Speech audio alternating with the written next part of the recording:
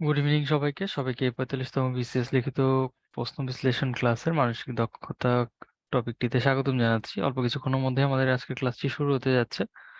তো আপনারা অনেকেই যুক্ত হচ্ছেন। তো ভাইয়া মনে হয় এর জন্য এই ক্লাসটি সাত থেকে শুরু করবেন আর কি। তো আপনাদের ভাইয়ের সাথে কনভারসেশন করার জন্য চ্যাট বক্সটি ইউজ করবেন। আর টপিক রিলেটেড কোনো কোশ্চেন থাকলে কিউএনএ তে করবেন। আর যদি উত্তরণ সম্পর্কিত কোনো জিজ্ঞাসা থেকে থাকে চেষ্টা করবেন ক্লাসের শেষের দিকে করার জন্য। ধন্যবাদ এবং কিছুক্ষণ অপেক্ষা করার জন্য অনুরোধ করছি।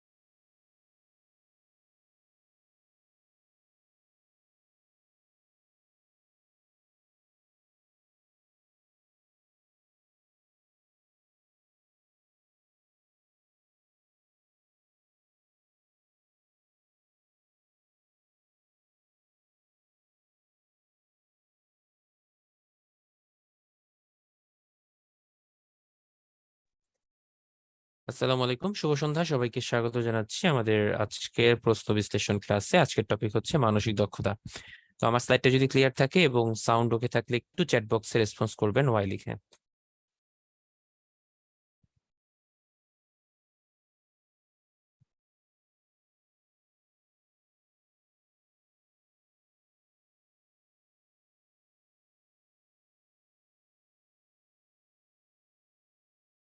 আচ্ছা, ঠিক আছে।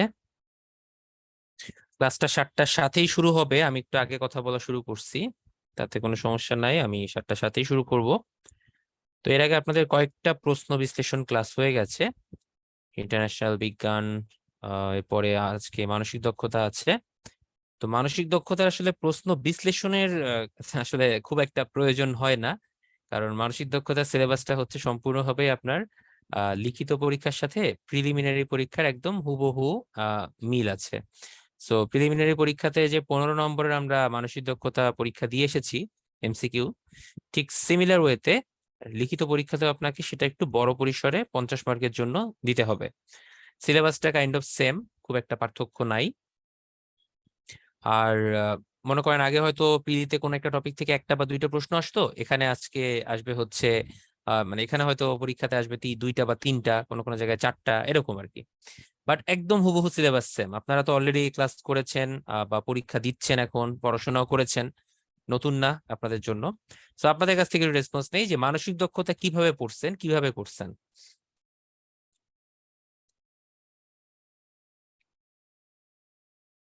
মানসিক দক্ষতাটা কিভাবে পড়াশোনা করছেন আপনারা? করছেন কিছু নাকি ওই প্রিলি পড়েছেন তাই আর লাগবে না?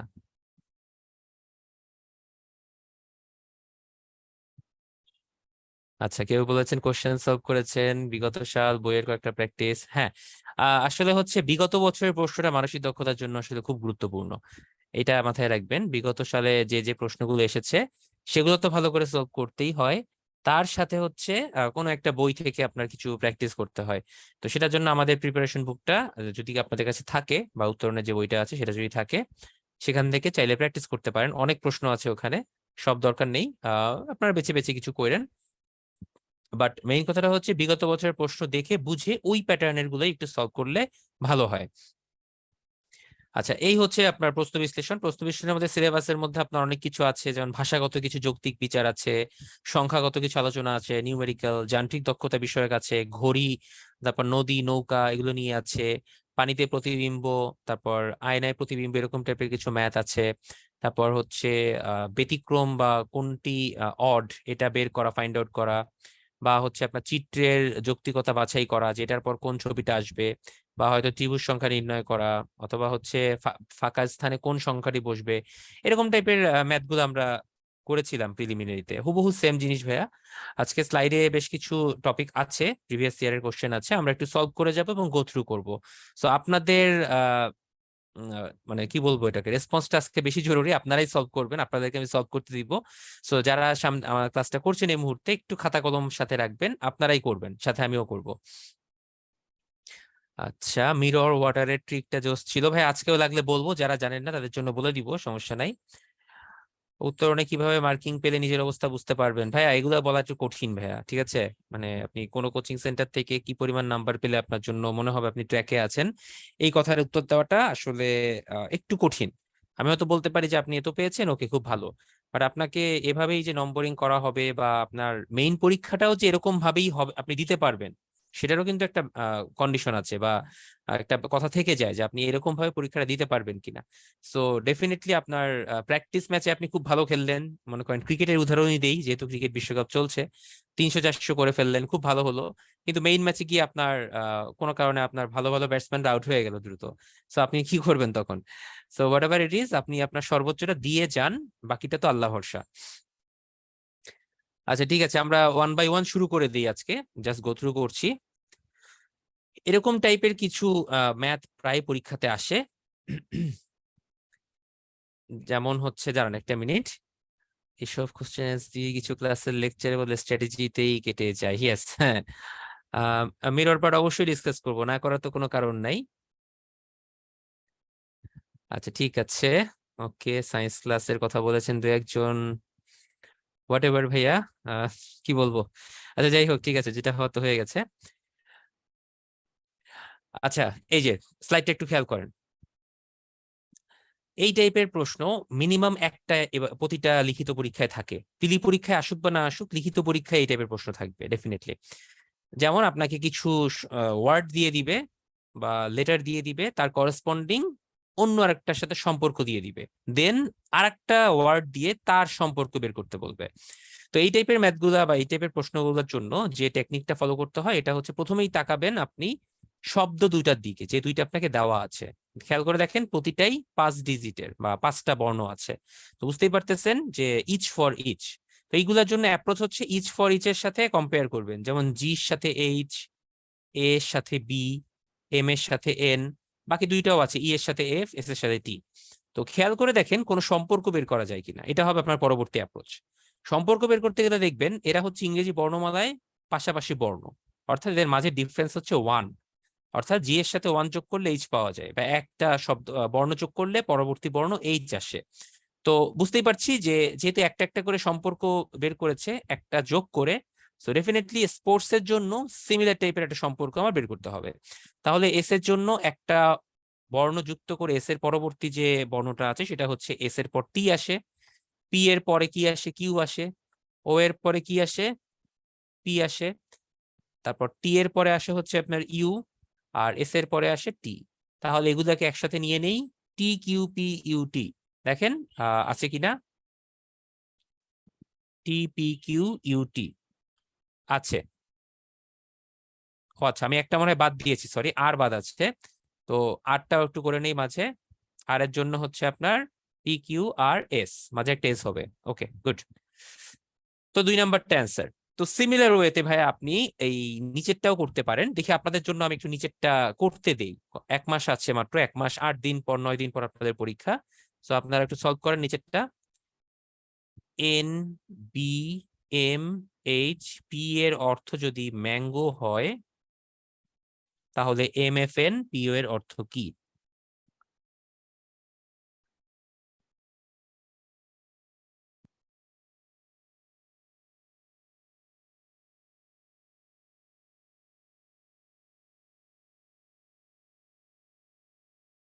আচ্ছা, অনেকেই বের করে ফেলেছেন। এটার উত্তর হচ্ছে আপনার 2 নাম্বারটা, লেমন।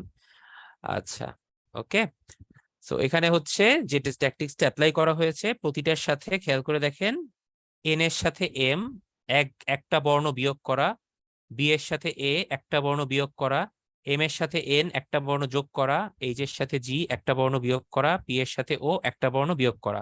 তো তার মানে 4টাতে বিয়োগ আছে, একটাতে যোগ আছে। So definitely same tactics apply করবেন আপনি এটার সাথেও, করলে দেখেন লেমন চলে আসে। সেগুলো হচ্ছে মোটামুটি ইজি ভাইয়া, বাট পরীক্ষায় যেহেতু আসে আমরা একটু দেখিয়ে নিলাম। সামনের দিকে যাই। 44তম লিখিততে এরকম একটা প্রশ্ন এসেছিল যে কয়েকটা ডিজিটের কিছু মান দিয়ে দিয়েছিল, যেমন এল এর মান হচ্ছে প্লাস, এম এর মাইনাস, এন এর ভাগ, ও এর হচ্ছে গুণ। তাহলে এই জিনিসটার মান কত? তো বুঝতেই পারছেন এই জিনিসটাতে আমার কি করতে হবে, এন এর জন্য তার মানটা বসাতে হবে ভাগ, এম এর জন্য তার মানটা বসাতে হবে বিয়োগ, এল এর জন্য তার মানটা বসাতে হবে। ওকে, সো কি করব আমি এখানে, করে ফেলেন কেউ, জলদি উত্তরটা বলেন।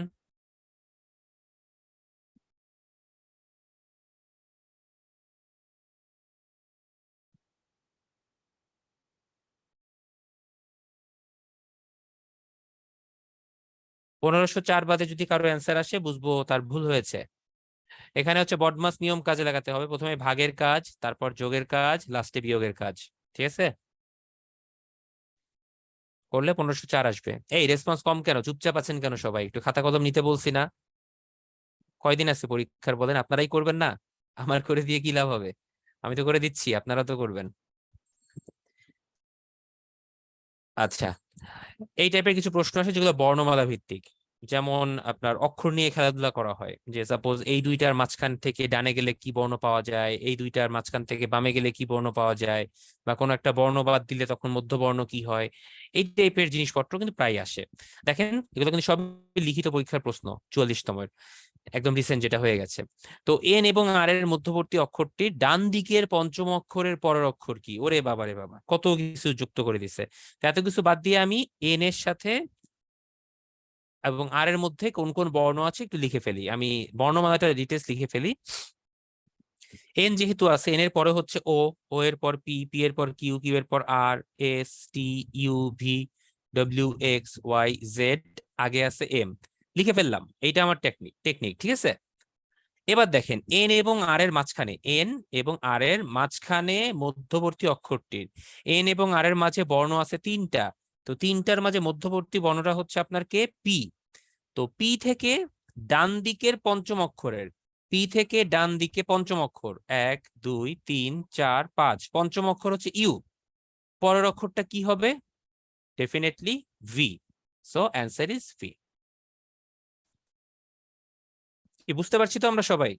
কঠিন টঠিন লাগলে আবার বলবেন, এই লাস্ট মোমেন্টে কঠিন লাগা উচিত না, এগুলো আপনারা করেছেন অলরেডি সবাই।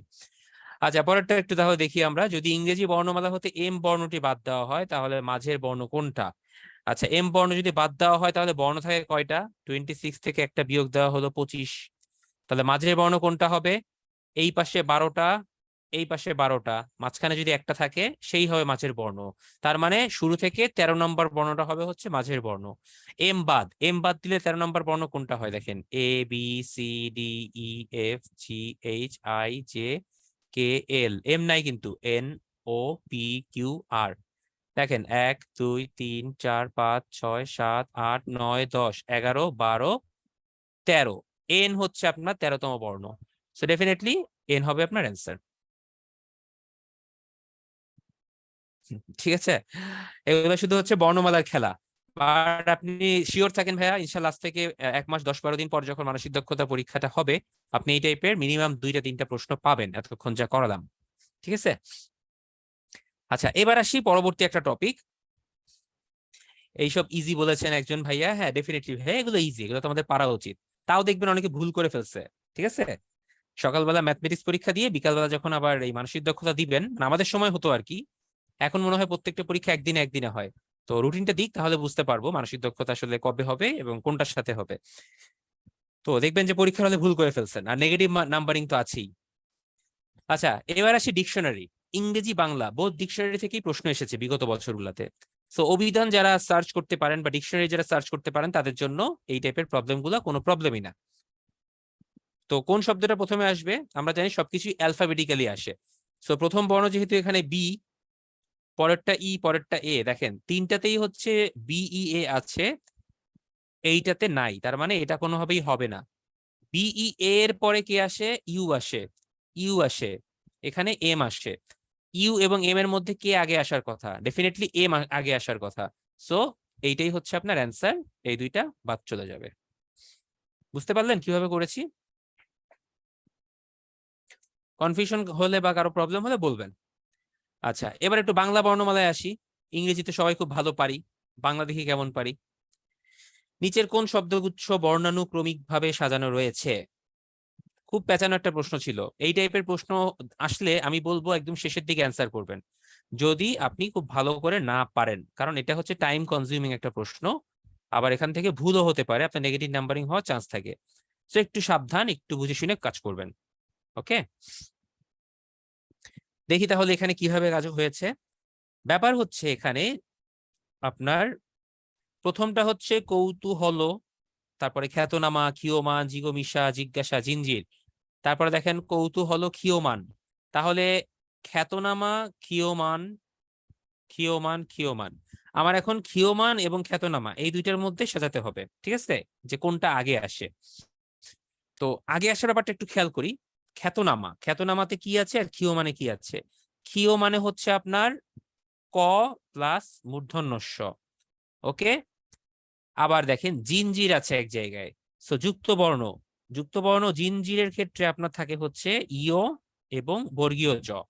আর এক জায়গায় আছে জিজ্ঞাসা, মানে জিজ্ঞাসা একটা যুক্ত বর্ণ আছে, সেই জিজ্ঞাসার যুক্ত বর্ণরা যদি আমি ভাঙি তাহলে আসে বর্গীয় জ প্লাস ইয়। এখন কথা হচ্ছে আপনি যদি বাংলা বর্ণমালার অনুক্রমটা ফলো করেন বা সিরিজটা ফলো করেন তাহলে কে আগে আসে? প্রথমে ক, খ, গ, তারপরে আসে কিন্তু ইয়, লাস্টে হচ্ছে আপনার বর্গীয় জ। সো তাহলে ক, খ, তারপর থাকবে খ্যাতনামা যেহেতু, তারপরে ক্ষিয়, ক্ষিয়ের জন্য কে আছে? ক এবং মূর্ধন্য ষ। স আপনার এটা কটা আগে থাকবে। লাস্টে আসবে হচ্ছে আপনার বর্গীয় জ। সো এই সিকোয়েন্সটা কার সাথে মানা হয়েছে একটু খেয়াল করেন তো। প্রথমটা মানা হয়েছে কৌতূহল। ক্ষিয় মানেও কিন্তু ক এবং মূর্ধন্য ষ, তার মানে ক্ষিয় মান কিন্তু আসলে ক্ষিয় না, এটাতে কিন্তু ক আছে। ওকে। খ্যাতনামা মানে ক, খ, তারপরে খ, খ্যাতনামা খ দিয়ে শুরু হয়েছে। তারপরে বর্গীয় জ, বর্গীয় জ, বর্গীয় জ, এটা গ, জিজ্ঞাসার মধ্যে কি আছে? বর্গীয় জ। সো এটা আগে, জিনজিরের মধ্যে আছে ইও। সো ডেফিনেটলি এই খ নাম্বার অপশনটা হচ্ছে আপনার জন্য কারেক্ট অপশন সবগুলো বিবেচনা করে। বাট একটু খেয়াল করেন সবাই, এই যে এতগুলো জিনিস আমি বললাম, এতগুলো জিনিস ব্যাখ্যা করা, তারপরে আপনি যদি অভিধান অনুযায়ীও করেন, যাই করেন না কেন, বেশ কিছু সময় কনজিউম করে নিবে। সো এরকম যদি 5টা 6টা বর্ণ দিয়ে বা শব্দ দিয়ে আপনাকে বর্ণানুক্রমিক ভাবে সাজানোর কথা বলে, সেক্ষেত্রে আপনাকে একটু ট্যাক্টফুলি এগুলো অ্যান্সার করতে হবে। যদি একান্ত মনে হচ্ছে সময় পারছেন না, স্কিপ ইট। আন্দাজে দিয়ে না, শুধু শুধু একটা ভুল তো হবেই, অন্য একটা প্রশ্নের 0.5ও কাটা যাবে। সো এই টাইপের প্রবলেমগুলো আমি বলবো একটু স্কিপ করার জন্য। আচ্ছা, একজন বলেছেন ভাই অভিধান অনুযায়ী হবে কিনা। ভাইয়া বলাই আছে বর্ণানুক্রমিক ভাবে সাজানো আছে, তার মানে আলটিমেটলি অভিধানের কথাই বলা হয়েছে। অভিধানেও শব্দগুলো বর্ণানুক্রমিক ভাবে সাজানো থাকে। আমি কি ক্লিয়ার করতে পারছি আমার পয়েন্টটা? এটা কিন্তু ভেরি ভেরি হার্ড প্রশ্ন ছিল, এটা এত সহজ না। সো স্কিপ যদি এরকম আসে, লাগলে আমি অ্যান্সার করব না। 1 নম্বরে কিচ্ছু হবে না, সময় নষ্ট হবে, উল্টা ভুল গেলে তো অন্য জিনিসেরও নম্বর কাটা যাবে।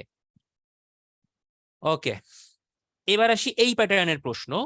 এরকম কিছু প্রশ্ন থাকে যে কয়েকটা বর্ণ দিয়ে বলে যে এর শূন্যস্থানে কি বর্ণ বসবে, এবং এই বর্ণগুলোর মধ্যে আবার কিছু সিরিজ দেওয়া থাকে। অর্থাৎ প্রত্যেকটা বর্ণের মধ্যে হয়তো কিছু একটা গ্যাপ থাকে, 1টা গ্যাপ, 2টা গ্যাপ, 3টা গ্যাপ বা 4টা গ্যাপ, একটা সিরিজ আকারে থাকে।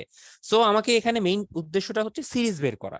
সিরিজ বের করার জন্য চেষ্টা করি, আসেন জোড়া জোড়া না নিয়ে প্রথম প্রথম করে নেই। প্রথমটা চিন্তা করি, ডি এর পর জি, জি এর পর কে, কে এর পর এন, এন এর পর আর। খেয়াল করেন তো, ডি এর পর মাঝখানে কি আছে? ই আছে, এফ আছে, তার মানে 2টা বর্ণ আছে। তারপর জি এসেছে, জি এর পর কি আছে?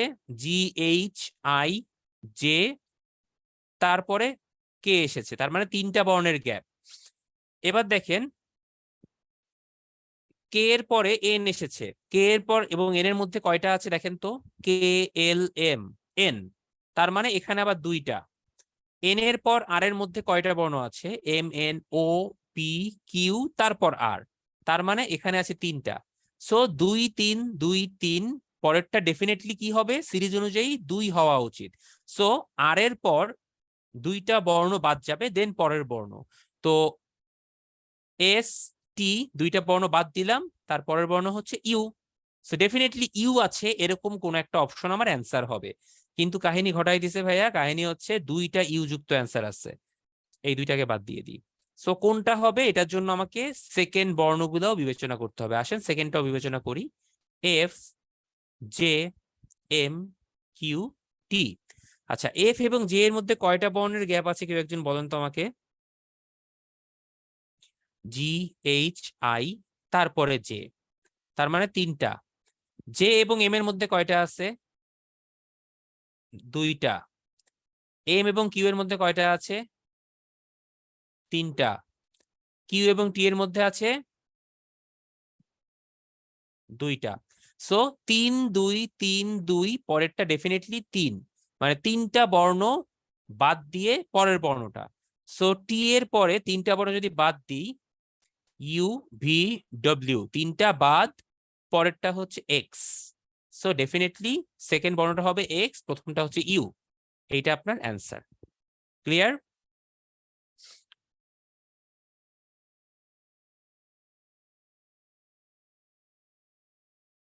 আচ্ছা, ভেরি গুড। আচ্ছা, এটা একটা কাইন্ড অফ সিমিলার টাইপের প্রশ্ন। এর একটু আগে আমরা এরকম একটা করেছিলাম যে কোন একটা বর্ণ থেকে বর্ণ বিবেচনা করা হয়, বাট এটা হচ্ছে একটু আলাদা। এটা হচ্ছে প্রতিটা বর্ণের একটা ভ্যালু ঠিক করে দেওয়া হয়, সেই ভ্যালু অনুযায়ী আপনাকে অ্যান্সার বের করতে হয়। দেখেন ইংল্যান্ডে কি করেছে,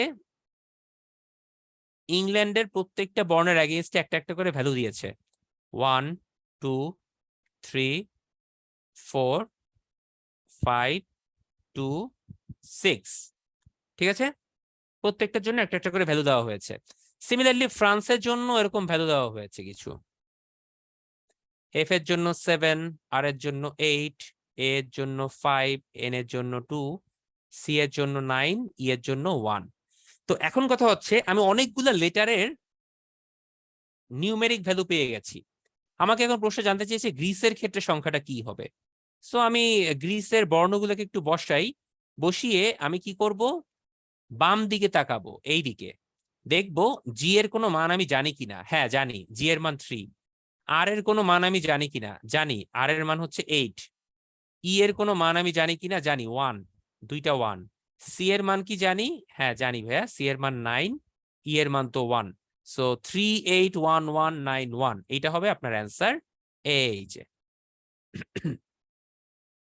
মজার বিষয়, এগুলো এগুলো খুবই মজা, সহজ, খুব দ্রুত করা যায়। আচ্ছা, যদি দ্রুত করতে পারেন, এটা তো বুঝতে পারছেন আশা করি, তাহলে আপনারা একটু আমাকে সবাই এই প্রথম প্রশ্নটা একটু সলভ করে দেন। এটার জন্য আপনাদের সময় হচ্ছে অনলি 30 সেকেন্ড। সময় শুরু হলো এখন, স্টার্ট, দ্রুত।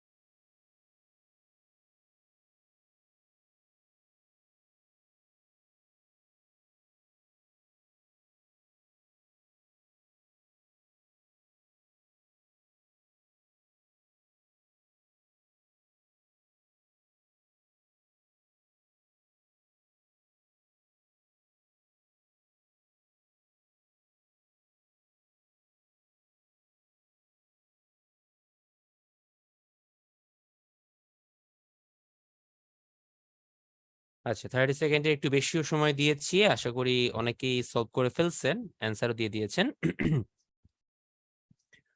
আচ্ছা ঠিক আছে, তো এটা একটু দেখি কিভাবে করেছে। এখানে হচ্ছে বর্ণানুক্রমে যদি একটু সাজানো হয় তাইলেই হয়ে যায়। যেমন ট্রেন, প্রত্যেকটার জন্য ভ্যালু দেওয়া আছে, সরি, 9 8 7 2 6। তাহলে তারিন সমান সমান কি হবে? সো একটু জাস্ট এদিক ওদিক করে দেন, করে দিলে এটার অ্যান্সার হয়ে যায় হচ্ছে 97826। এটার জন্য কিন্তু আসলে আপনার ম্যাক্সিমাম 10 সেকেন্ডেই হয়ে যাওয়ার কথা, খুব ইজি ছিল। আচ্ছা, যারা যারা রিপ্লাই দিয়েছেন থ্যাংক ইউ, আপনাদের প্র্যাকটিস হয়ে যাচ্ছে একটা। আচ্ছা, এবার নিচেটার দিকে তাকাই, আমরা একটু কিছু ভার্বাল রিজনিং টাইপের প্রশ্ন চলে এসেছি। দেখেন হ, রু, নি, সা, 4টা বর্ণ দেওয়া আছে। এর সাথে কোন বর্ণ যোগ করলে বর্ণগুলো পুনর্বিন্যাস করে একটা অর্থবোধক শব্দ তৈরি করা যায়? সো দেখেন খেয়াল করে, যদি ব যোগ করি কিছুই হয় না, এইটা অনস্বার যোগ করলেও কিছু হয় না, খণ্ডত যোগ করলে একটা কিছু হওয়ার সম্ভাবনা হয়, সেটা হচ্ছে নিরুৎসাহ। গুড। সো এইটাই অ্যান্সার হবে, ল যোগ করলেও কিছু হয় না। সহজ ছিল। আচ্ছা, পরবর্তী স্লাইডে আসি।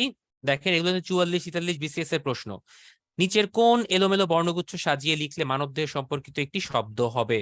তো মানবদেহ সম্পর্কিত শব্দের জন্য আপনি যদি চিন্তা করেন, এটা হচ্ছে দেখলেই বোঝা যাচ্ছে এটা দিয়ে আইটেম বোঝানো হচ্ছে। এটা দিয়ে কি বোঝানো হয়? সাজাইলে এটা পেপার হয়ে যায়, এটা সাজাইলে লাভ হয়ে যায়, এটা সাজাইতে গেলে একটা সুন্দর জিনিস আসে, বেলি, মানে পেট। ডেফিনেটলি এটা অ্যান্সার হবে। পরেরটার দিকে তাকাই, কোন গুচ্ছের বর্ণগুলোকে ভিন্নভাবে সাজিয়ে একটি অর্থপূর্ণ শব্দ গঠন সম্ভব? যদি একটু খেয়াল করে দেখেন, এখান থেকে সুন্দর প্রাপ্তি স্বীকার একবারেই বোঝা যাচ্ছে, আর পিছনে যাওয়ার দরকার নাই, বাকিগুলা সাজাইলে কিচ্ছু করা যাচ্ছে না। ওকে, খুব সহজ ছিল এটা। আচ্ছা, এবার আরো কিছু ভাষাগত যৌক্তিক বিচারের কথায় আসি, এগুলো 38তম প্রশ্ন। He warn me dash the danger, অর্থাৎ বিপদ সম্পর্কে আমাকে ওয়ার্নিং দিয়েছিল। ডেফিনেটলি অফ দ্য ডেঞ্জার হবে। Please put the vase dash the table, অর্থাৎ আপনি ফুলদানিটা কোথায় রাখবেন, ডেফিনেটলি আপনি ওভার হবে না, অন দ্য টেবিল হবে। ঠিক আছে, অনেক ওভার দেন, এটা অন দ্য টেবিল। আচ্ছা, একজন ভাই বলেছেন যে আগে স্লাইডের এই প্রশ্নগুলো ধরতে সমস্যা হয়। ভাইয়া ধরতে সমস্যা বলতে কি, আপনি প্রত্যেকটা অপশনগুলো একটু টেস্ট করবেন যে আপনি কোনো শব্দ বানাতে পারছেন কিনা। ঠিক আছে, আপনি এদিক ওদিক সাজিয়ে বর্ণগুলোকে এদিক ওদিক করে দেখবেন যে কোনো রকম শব্দ তৈরি করা যায় কিনা। এটা ভাইয়া যদি একটু কারো কারো কাছে খুব সহজ লাগবে, কারো হয়তো একটু সময় লাগবে, এটা ডিপেন্ড করবে, এটা হিউম্যান সাইকোলজি, হিউম্যান ব্রেনের ব্যাপার। কে কত দ্রুত আসলে সাজাতে পারে এটা আসলে আপনার মানে ম্যান টু ম্যান ভ্যারি করে। আমি যত দ্রুত পারবো, আমার থেকে হয়তো আরো অনেক দ্রুত পারে এরকম মানুষজন আছে, আবার আমার থেকে স্লো পারবে এরকমও আছে। সো ডেফিনেটলি আপনার এটা একটু আসলে চিন্তা ভাবনা করতে হবে, ব্রেনস্টর্মিং করতে হবে। আর যাদের শব্দের ভান্ডার মোটামুটি ভালো ভালো বাংলা শব্দ জানেন বা ইংরেজি জানেন, তাদের জন্য এগুলো মোটামুটি আর ইজি হয়। ঠিক আছে, আচ্ছা এবার একটু বাংলায় আসি। বাংলা টাইপের কিছু জিনিসপত্র, ভার্বাল যৌক্তিক বিচার। 35তম লিখিত প্রশ্ন, সত্যি কথা বলতে অনেকেরই এটা একটা ফ্রেজ, সরি ইডিয়ম ইউজ করতে হবে, সেটা হচ্ছে আতে ঘা, বাগধারা, যেটা আতে ঘা লাগে বা আঘাত লাগে। অঙ্কটার বিসমিল্লাহ গলদ, বিসমিল্লাহ গলদ মানে শুরুতেই সমস্যা। এখন কেচো গন্ডুস মানে হচ্ছে পুনরায় আরম্ভ করা, এটাও একটা বাগধারা। সো বাগধারা থেকে দুটা প্রশ্ন কিন্তু লিখিত পরীক্ষায় ছিল, খেয়াল করে দেখেন। সো যারা বাংলা ভালো করে পড়াশোনা করছেন তারা কিন্তু এখানেও একটু বেনিফিট পাবেন। সো বাংলার সাথে মিল আছে। 44তম একটা ট্রান্সলেশন দিয়েছে। সো ট্রান্সলেশন সে শুধুমাত্র আপনার ইংরেজিতে থাকবে তা কিন্তু না, আপনার এখানেও থাকতে পারে। The situation has come to a head, তার মানে কি পরিস্থিতি বা অবস্থাটার একটা মাথা হয়েছে এরকম, বা মাথায় এসেছে। এখন দেখেন ব্যাপারটা হচ্ছে, কোনো একটা জিনিস, আপনি এটা একটা নর্মাল জিনিসের চিন্তা করেন, আপনি যখন কোনো কারণে বলেন না যে রাগে আমার রক্ত কিন্তু মাথায় উঠে গেছে, তার ব্যাপারটা কি বুঝায় যে মাথায় উঠে গেছে মানে এর উপরে তার ওঠার জায়গা নাই। সো ডেফিনেটলি এটা হচ্ছে আপনার একটা সর্বোচ্চ অবস্থা বা একটা ক্লাইম্যাক্স বা একটা অ্যাপেক্স কন্ডিশন, চূড়ায় উঠে গেছে। ঠিক আছে, তো similarly the situation has come to a head, তার মানে সেটা যখন মাথায় চলে আসছে ডেফিনেটলি এটা একটা ক্লাইম্যাক্স বা পরিণতি বা একটা অ্যাপেক্সে উঠে গেছে, তার মানে সোজা কথা একটা চরম অবস্থায় পৌঁছেছে। সো এটার অ্যান্সারটা হবে পরিস্থিতি চরম অবস্থায় পৌঁছেছে। ঠিক আছে, ভালো খারাপ কিনা সেটা আমার দেখার বিষয় না, এটার একটা কোনো রেজাল্ট হবে, হয় আইদার গুড অর ব্যাড, আমি জানি না কোনটা হবে। ওকে, এবার হচ্ছে আপনার সাদৃশ্য বৈসাদৃশ্য, অর্থাৎ আপনার একটা শব্দ তার সাথে একটা শব্দের অর্থ দেওয়া থাকবে, সেই দুইটার সাথে কম্বিনেশন করে আর একটা শব্দকে আপনার কি করতে হবে, বের করতে হবে, ফাইন্ড আউট করতে হবে। দেখেন, মনোভাব উদার চেতা, যেমন মনোভাব কি, মনোভাব হচ্ছে প্রত্যেকের মনের চিন্তা ভাবনা, সেটাকে মনের ভাব বলে বা মনোভাব বলে। তো যার মনোভাব উদার চেতা সে তো ভালো মানুষ। সো মনোভাব কি হওয়া উচিত, উদার চেতা হওয়া উচিত, অর্থাৎ একজন ব্যক্তির মনোভাব হওয়া উচিত উদার চেতা। তো সিমিলারলি শিক্ষা কি হওয়া উচিত, আনুষ্ঠানিক। কেন অনানুষ্ঠানিক শিক্ষা কি আমার লাগবে না, লাগবে তো। কুসংস্কার কেন হয় ভাই, উপানুষ্ঠানিকও কিছু না, শিক্ষা হবে সর্বজনীন, তার মানে সবার জন্য প্রযোজ্য, যেটা সর্বজনীন। ঠিক আছে, আচ্ছা পরেরটা চলে যাই। দেখেন, বীজের সাথে ফলের কি সম্পর্ক আর মুক্তার সাথে কার কি সম্পর্ক। দেখি, বীজ থেকে আমরা কি পাই, ফল পাই। যেমন একটা ফল খেলাম, সেটার বীজটা যদি মাটিতে পুঁতে রাখি ডেফিনেটলি সেখান থেকে ফল বের হবে বা গাছ বের হবে আবার। আর মুক্তা কার মধ্যে থাকে, অথবা এভাবে উল্টাভাবে চিন্তা করেন, ফলের মধ্যে বীজ থাকে, তাহলে কিসের মধ্যে মুক্তা থাকে, ঝিনুকের মধ্যে মুক্তা থাকে ডেফিনেটলি। এখন আপনি বলতে পারেন কেন ভাই, নেকলেসেও তো মুক্তা থাকে, আমি মুক্তার নেকলেস পরেছি। আরে ভাই মুক্তাটা পাইলেন কোত্থেকে, ঝিনুক বেটা না দিলে আপনি কোত্থেকে পাবেন বলেন। সো এটা ঝিনুক হবে অ্যান্সার। আচ্ছা,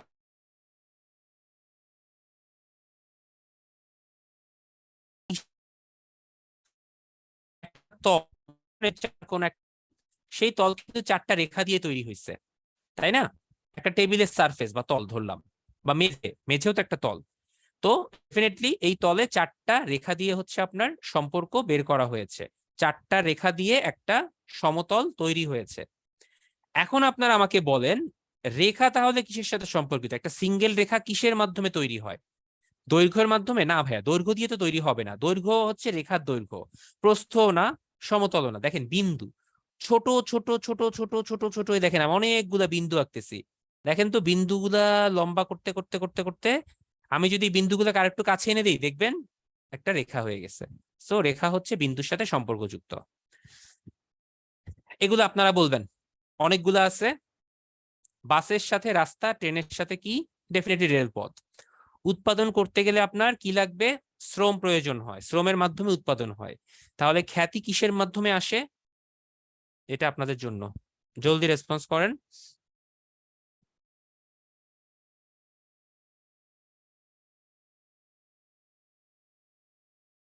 ডেফিনেটলি ভাইয়া, থ্যাংক ইউ। সি হবে অ্যান্সার। সফলতা হলেই দেন আপনার খ্যাতি আসবে, তা না হলে আসবে না। মসজিদে যেমন পবিত্রতা রক্ষা করা জরুরি, সিমিলারলি বিদ্যালয়ে কি রক্ষা করা জরুরি?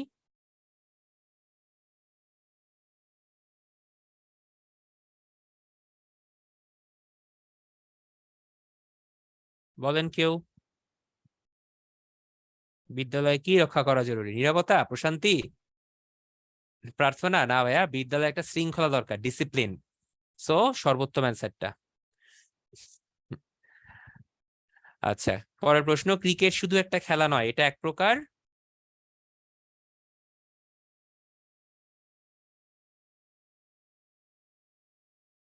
ক্রিকেটের আরেকটা মানে আছে, ক্রিকেট মানে হচ্ছে ঝিঝি পোকা ভাইয়া। সো এটা একটা পতঙ্গ। গুড। সমার্থক শব্দের জোড়া কোনটি, অর্থাৎ দুইটা শব্দের মধ্যে সিনোনিম কোন দুইটা? এটা কিন্তু ইংরেজিতেও আমরা পড়েছি, সিনোনিম অ্যান্টোনিম। সো ইংলিশের প্রশ্ন এখানে আছে। দেখেন প্রাইভেট পাবলিক দুইটা হচ্ছে অ্যান্টোনিম কিন্তু, ঠিক আছে। অন্যদিকে কমন অ্যান্ড ইউনিক এটাও অ্যান্টোনিম। ইনট্রুসিভ অ্যান্ড ইনভেসিভ এটাও অ্যান্টোনিম। তাহলে মিস্টেরিয়াস অ্যান্ড আননোন একমাত্র এটা হচ্ছে আপনার সিনোনিমাস শব্দ। দেখেন খেয়াল করে, ইংরেজিতে যেরকম কঠিন সিনোনিম অ্যান্টোনিম আসে, এখানে কিন্তু একটু সহজ এসেছে, কারণ মানসিক দক্ষতায় খুব বেশি কঠিন প্রশ্ন দেয় না। আচ্ছা, কার্ডিওলজি হচ্ছে হার্ট রিলেটেড বিদ্যা, সাইকোলজি হচ্ছে আপনার কি রিলেটেড বিদ্যা, বিহেভিয়ার রিলেটেড। একটা মানুষের বিহেভিয়ার নিয়ে আলোচনা করা হয়। নিচের কোন শব্দটি ভিন্ন ধরনের? 43 34 দুইটাতে সেম প্রশ্ন রিপিট করেছে। চাঁদ, প্লুটো, মঙ্গল, পৃথিবী। আচ্ছা, 34তম বিসিএস এর জন্য এটার অ্যান্সার ছিল চাঁদ, কারণ প্লুটো, মঙ্গল, পৃথিবী এরা সবাই হচ্ছে গ্রহ ছিল। এখন কথা হচ্ছে প্লুটো তো এখন আর গ্রহ নাই, সো প্লুটো তো আউট অফ দ্য সিলেবাস। মঙ্গল, পৃথিবী দুইটা গ্রহ, চাঁদ হচ্ছে একটা উপগ্রহ। সো চাঁদের সাথে অ্যাটলিস্ট কিছু হল গ্রহ যুক্ত আছে। প্লুটোর সাথে কি আছে, কিছু আছে?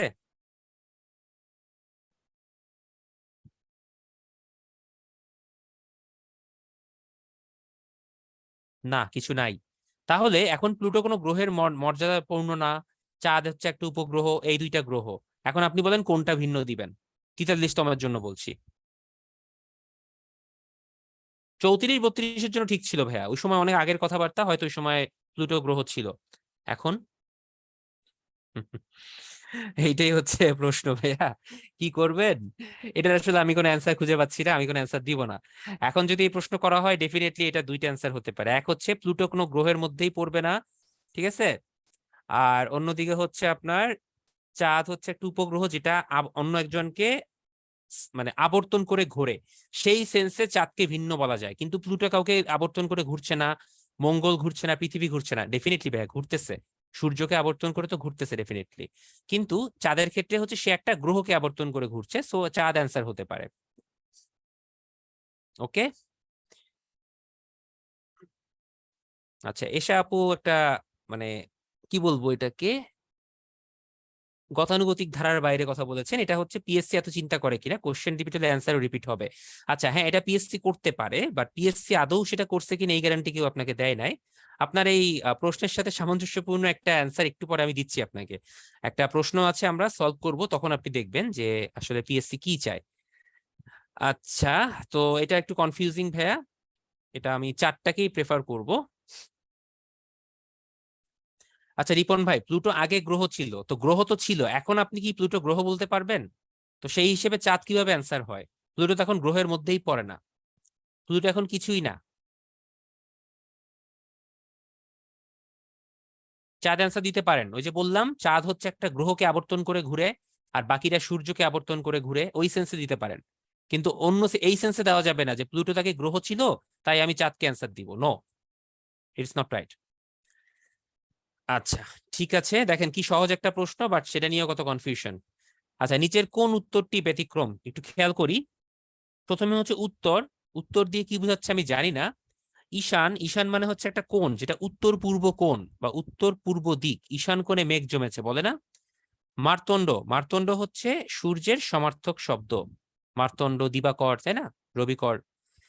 আচ্ছা, নৈঋত, নৈঋত হচ্ছে একটা দিক নির্দেশ করে। নৈঋত বলতে বোঝায় হচ্ছে আপনার দক্ষিণ পশ্চিম দিক।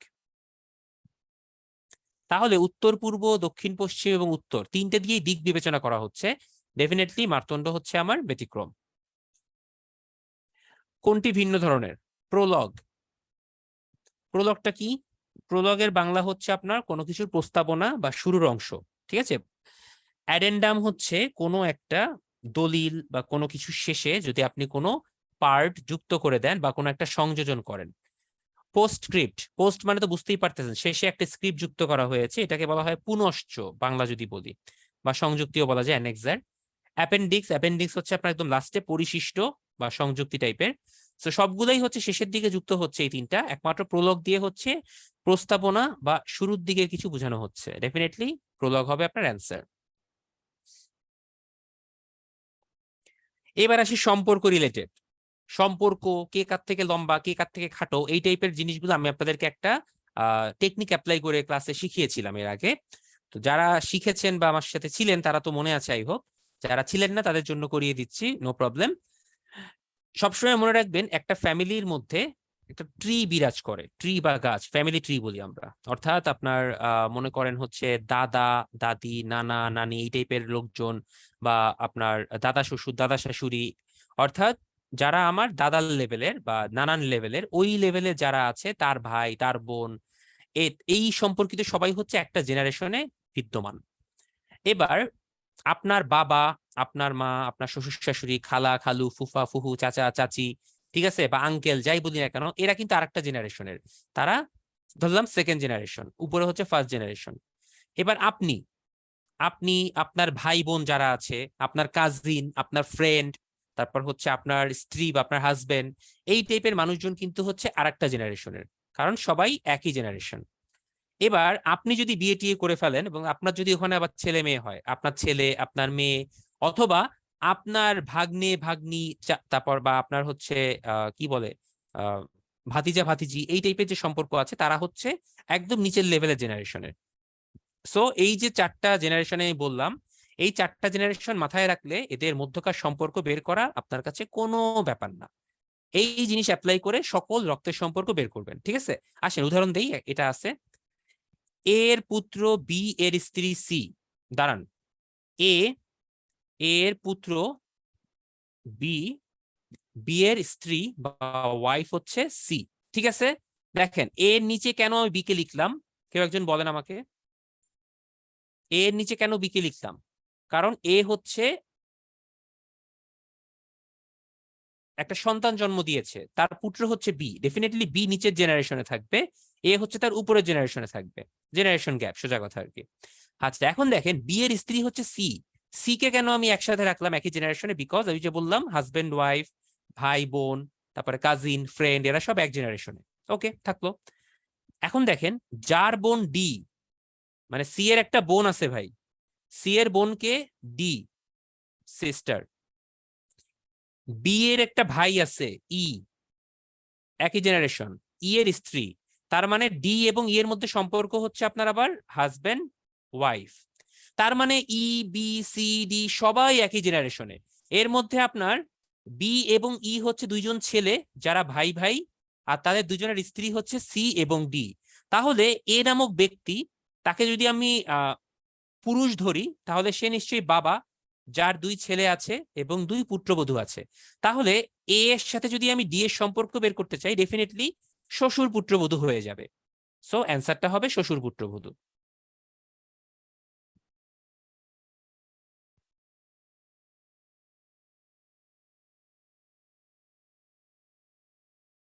ইয়েস অধিকারী ভাই, দুই ভাই এখানে ভাইরা হয়ে গেছে আমাদের ক্রিকেটে মুশফিক মাহমুদুল্লাহর মতো আর কি।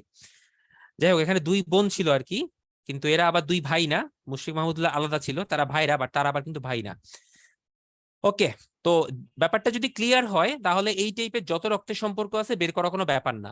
যদি এখানে আরেকজন কোনো ব্যক্তির কথা উল্লেখ থাকতো, সাপোজ ই নামে একজন ব্যক্তি আছে, সরি জি নামে একজন ব্যক্তি আছে, সে হচ্ছে এ এর বাবা, তাহলে জি কিন্তু সবার উপরে থাকতো।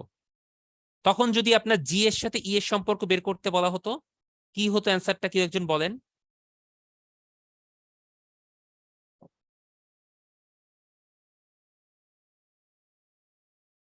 দেখেন খেয়াল করে, জি হচ্ছে বাবা, তার ছেলে হচ্ছে এ, তার ছেলে হচ্ছে ই, তার মানে একই জেনারেশন, 3 পুরুষ, মানে এ হচ্ছে দাদা, বাবা এবং ছেলে, মানে দাদা এবং নাতি। ঠিক আছে, দাদা নাতির সম্পর্ক হতো। কি বুঝতে পারলেন না কারা কারা?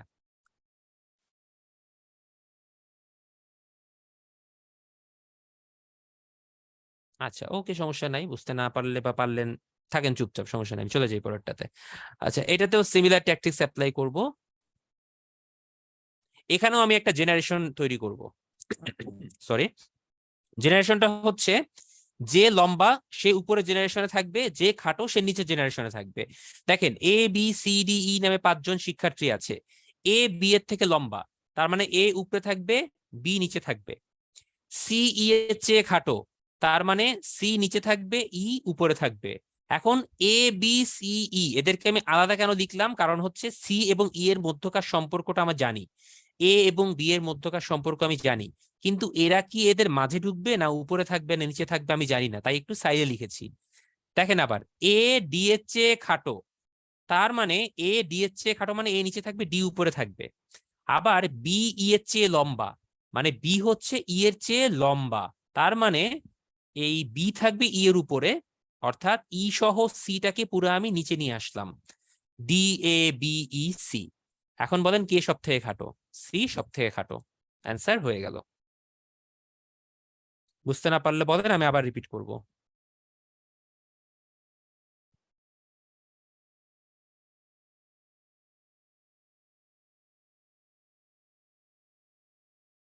লেস দেন গ্রেটার দেন দিয়েও করতে পারেন, it's up to you.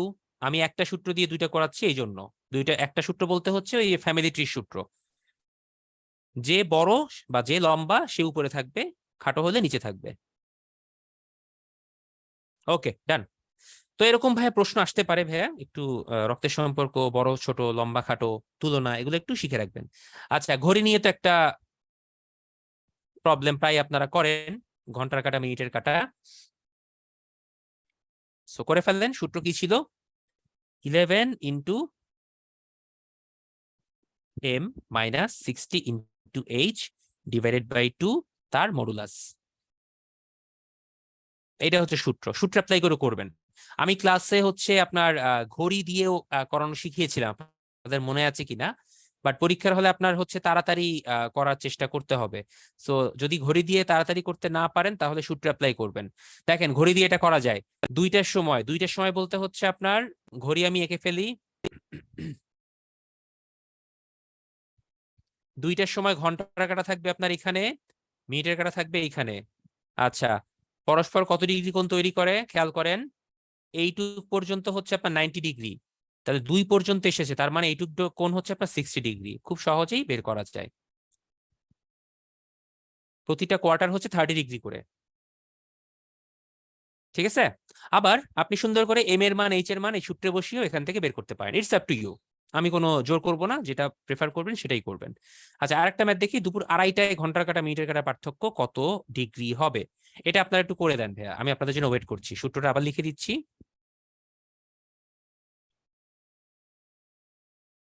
Please জলদি ভাইয়া, সময় হবে 20 সেকেন্ড।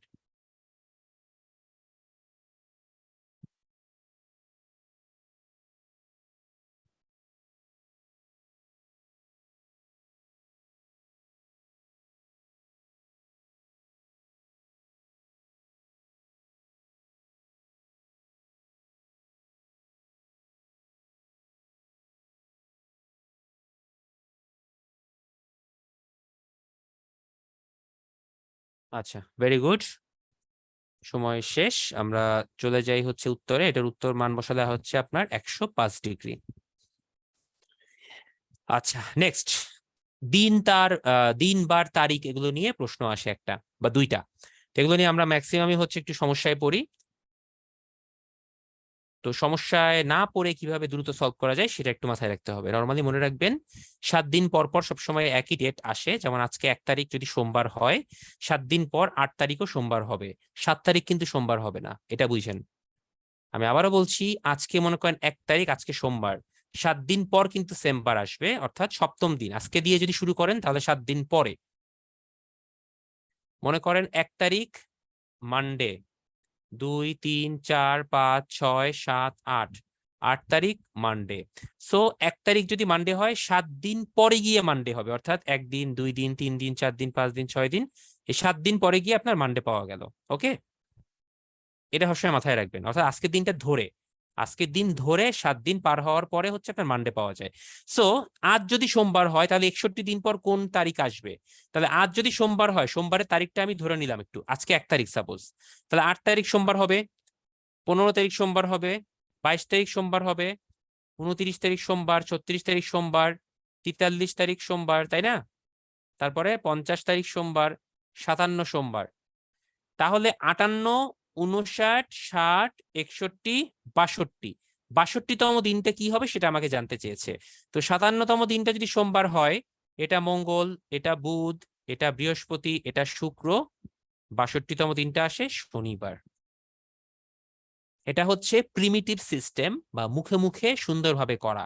আর একটা সিস্টেম আছে, সেটা হচ্ছে 61 দিনকে 7 দিয়ে ভাগ দেওয়া। 7 8 56, 5 দিন থাকে। সো যেহেতু প্রতি সপ্তাহে 7 দিন আছে, তাই আমি 7 দিয়ে ভাগ করেছি, মানে 8টা সপ্তাহ পার হয়ে যাবে, তার সাথে 5 দিন যোগ করতে হবে। তাহলে সোমের সাথে 5 দিন যোগ করেন, সোম, মঙ্গল, বুধ, বৃহস্পতি, শুক্র, তারপরে শনি। সো সোমের পরে যদি 5 দিন যোগ করি আমি শনিবার পাচ্ছি। সো এটাও answer. It's up to you কোন নিয়মে করবেন, দুইটাই একই কথা। বাট আমি প্রথম নিয়মটা একটু প্রেফার করি, কারণ হচ্ছে কি এখানে ভুল হওয়ার সম্ভাবনা একদমই 0। আচ্ছা, ঠিক আছে, ওকে, তাহলে চলে যাই পরবর্তী স্লাইডে। আপনারা লিখিত পরীক্ষায় অলরেডি কিন্তু নদী নৌকা, নল চৌবাচ্চা, কাজ ক্ষমতা শক্তি, এই টাইপের পাটিগণিতের ম্যাথ করছেন। তো এইখান থেকে একদম বেসিক লেভেলের ম্যাথ, একদম বেসিক লেভেলের একটা সূত্র দিয়ে করা যায়, এরকম কিছু ম্যাথ মানসিক দক্ষতাতে মাঝে মধ্যে আসে। যেমন 44তম একটা দিয়েছিল, স্থির পানিতে নৌকার বেগ হচ্ছে 6 কিলোমিটার/আওয়ার। অনুকূলে যেতে যত সময় লাগে প্রতিকূলে যেতে তার দ্বিগুণ সময় লাগে, স্রোতের বেগ কত? তাহলে আমি নৌকার বেগ ধরলাম ইউ, 6 কিলোমিটার, স্রোতের বেগ আমি জানি না। তাহলে অনুকূলে যেতে আপনার বেগটা কত হয়? You plus V. আর প্রতিকূলে যেতে বেগটা হয় হচ্ছে কত আপনার? You minus V. আর আমি জানি এস সমান সমান ভি ইন্টু টি। তাহলে টি সমান সমান কি হবে? S divided by V. তাহলে প্রথম ক্ষেত্রে সময় কত হবে? এস কত? দৈর্ঘ্য দেওয়া আছে, কত দূরত্ব আমি গিয়েছি, দেখেন তো কোথাও দেওয়া আছে কিনা।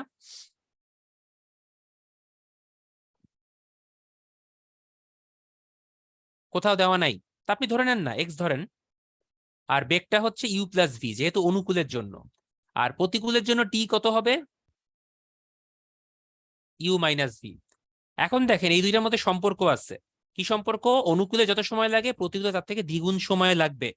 তার মানে প্রতিকূল সমান সমান 2 ইন্টু অনুকূল। এক্স এক্স কেটে যায়, ইউ এর মান 6 বসায় দেন, সলভ করেন, ভি এর মান বের করে দেন। দেখি কে পারেন তাড়াতাড়ি।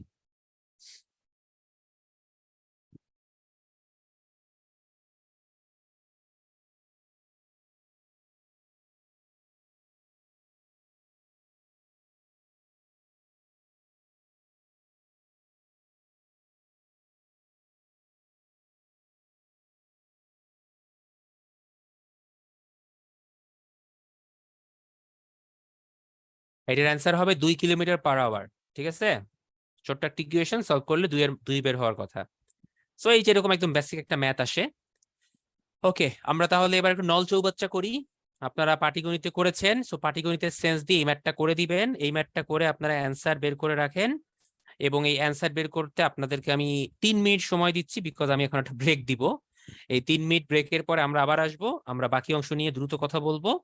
এই 3 মিনিট ধরে আপনারা অ্যান্সারটা করতে থাকেন, ঠিক আছে? হয়ে গেলে চুপচাপ অ্যান্সার দিয়ে বসে থাকেন। ওকে, থ্যাংক ইউ।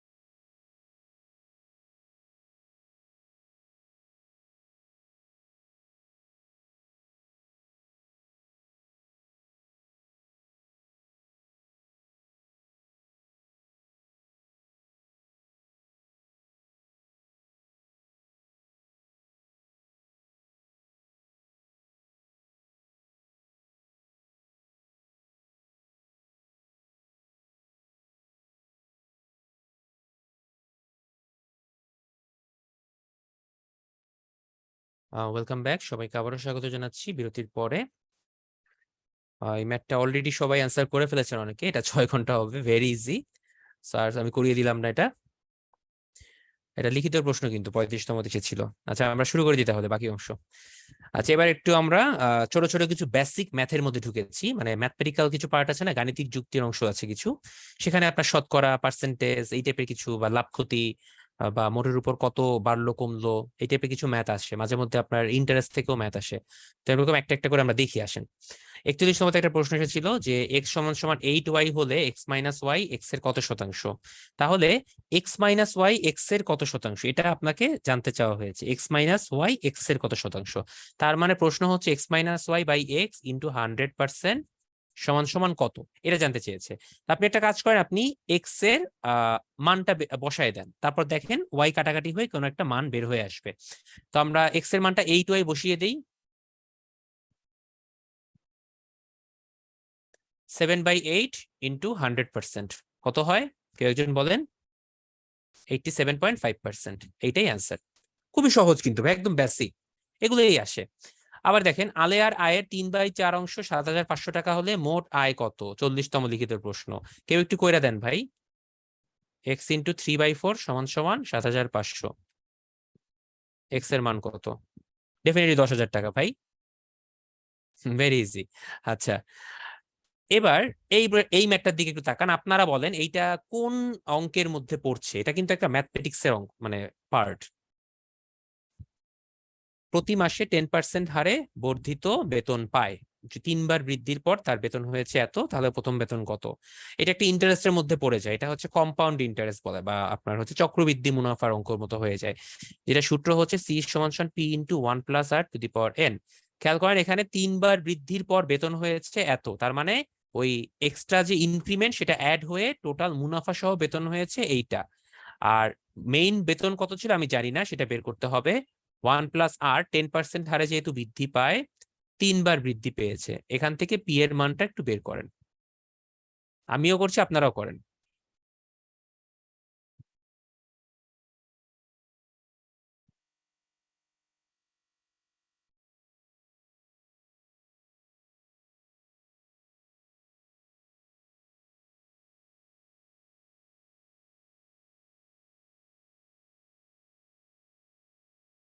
এটা ক্যালকুলেটর পাবেন না ভাইয়া, এটা এমনি হাতে মানে হাতে করে করতে হবে। ক্যালকুলেটর ছাড়া মোটেও কঠিন না। এই কি বলেন, এদিকে আসেন দেখেন কেমনে করতেছি। এই 10 10 10 থাকুক, 11 দিয়ে তো এইটাকে ভাগ করা যায়, 11 দিয়ে ভাগ করে ফেলেন না। 11 দিয়ে ভাগ করলে কত হয়? 11 একে 11, 23, 11 দুগুণে 22, 11 একে 11, 0, মানে আপনার 1210 আসে। তাহলে 11 একটা কেটে গিয়ে এখানে আসে 1210। দেখেন তো 11 দিয়ে আবার ভাগ করা যায় কিনা, আবার ভাগ করা যায় 11 দিয়ে, করেন।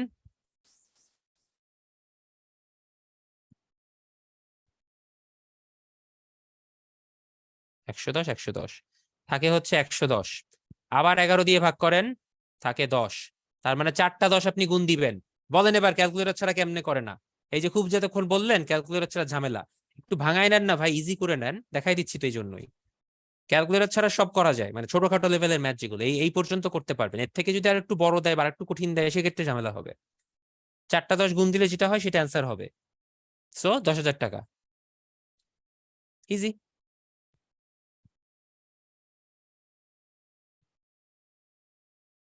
Okay next. এইটা প্রিলির প্রশ্ন, প্রিলির ম্যাথে করেছেন আপনারা, কোন আবার ব্যাংকের ম্যাথেও করেছেন। কোনো কিছু একবার বৃদ্ধি পর আর একবার কমানো হলে নেট সবসময় হচ্ছে আপনার লস হয় যদি সেম অ্যামাউন্ট হয়। এর জন্য একটা সূত্র আছে ভাই, A plus B plus A B divided by 100 এত পার্সেন্ট। বাড়াইছে তার মানে +10, কমাইছে -10, +10 ইন্টু -10 ডিভাইডেড বাই 100, কাটাকাটি হয়ে আসে -1%, তার মানে 1% কমে গেছে। ওকে, এই হচ্ছে সংক্ষিপ্তভাবেই করবেন, ডান। আচ্ছা এইটা একটু খেয়াল করি। এবার আমরা ত্রিভুজ, চতুর্ভুজ, বৃত্ত, একটু জ্যামিতিক ব্যাপার স্যাপারে চলে আসছি। একটা ত্রিভুজের দুই বাহুর মান 5 এবং 6, তাহলে তৃতীয় বাহুর জন্য কোন মানটি প্রযোজ্য নয়? আমরা জানি ত্রিভুজের দুই বাহুর যোগফল তৃতীয় বাহু অপেক্ষা বৃহত্তম হবে। তো দেখেন তো, দুইটা বাহুর যোগফল যদি আমরা চিন্তা করি 5 এবং 6, তাহলে কোনটা আসলে মিলে না? 5 এবং 6 যোগ করলে হয় 11, তার মানে তৃতীয় বাহু 4 হতে পারে, 7 হতে পারে, 9 হতে পারে।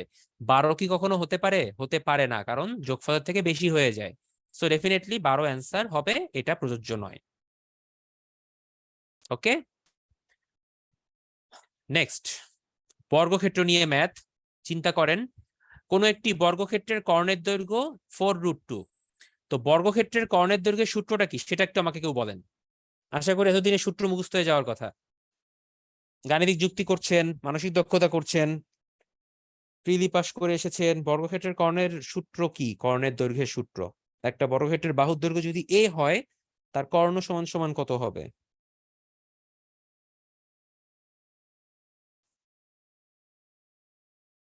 Good, a√2। কিভাবে হয়? এই যে এইটা a, এইটা a, এইটা a, এইটা a, এইটা কি হবে? পিথাগোরাসের সূত্র অনুযায়ী a² + a² √2 ইন্টু a বা a√2। তাহলে কর্ণের দৈর্ঘ্য দেওয়া আছে আপনার a√2 সমান সমান 4√2। তাহলে এখান থেকে a সমান সমান 4, বর্গক্ষেত্রের বাহুর দৈর্ঘ্য পেয়ে গেলাম। তাহলে এই বর্গক্ষেত্রের ক্ষেত্রফল কত হবে? 16। গুড, থামলাম। এর চেয়ে দ্বিগুণ আকারের অন্য একটি বর্গক্ষেত্র, দ্বিগুণ আকার হলে ক্ষেত্রফল দ্বিগুণ, তার মানে নতুন যে বর্গক্ষেত্র তার ক্ষেত্রফল হবে 32। ওকে, তার কর্ণের দৈর্ঘ্য জানতে চেয়েছে। তাহলে a² সমান সমান 32, তাহলে a সমান সমান কি হবে? √32। আর কর্ণের দৈর্ঘ্য হচ্ছে a ইন্টু √2, তার মানে √32 ইন্টু √2 সমান সমান √64। কত হবে আপনারা বলেন?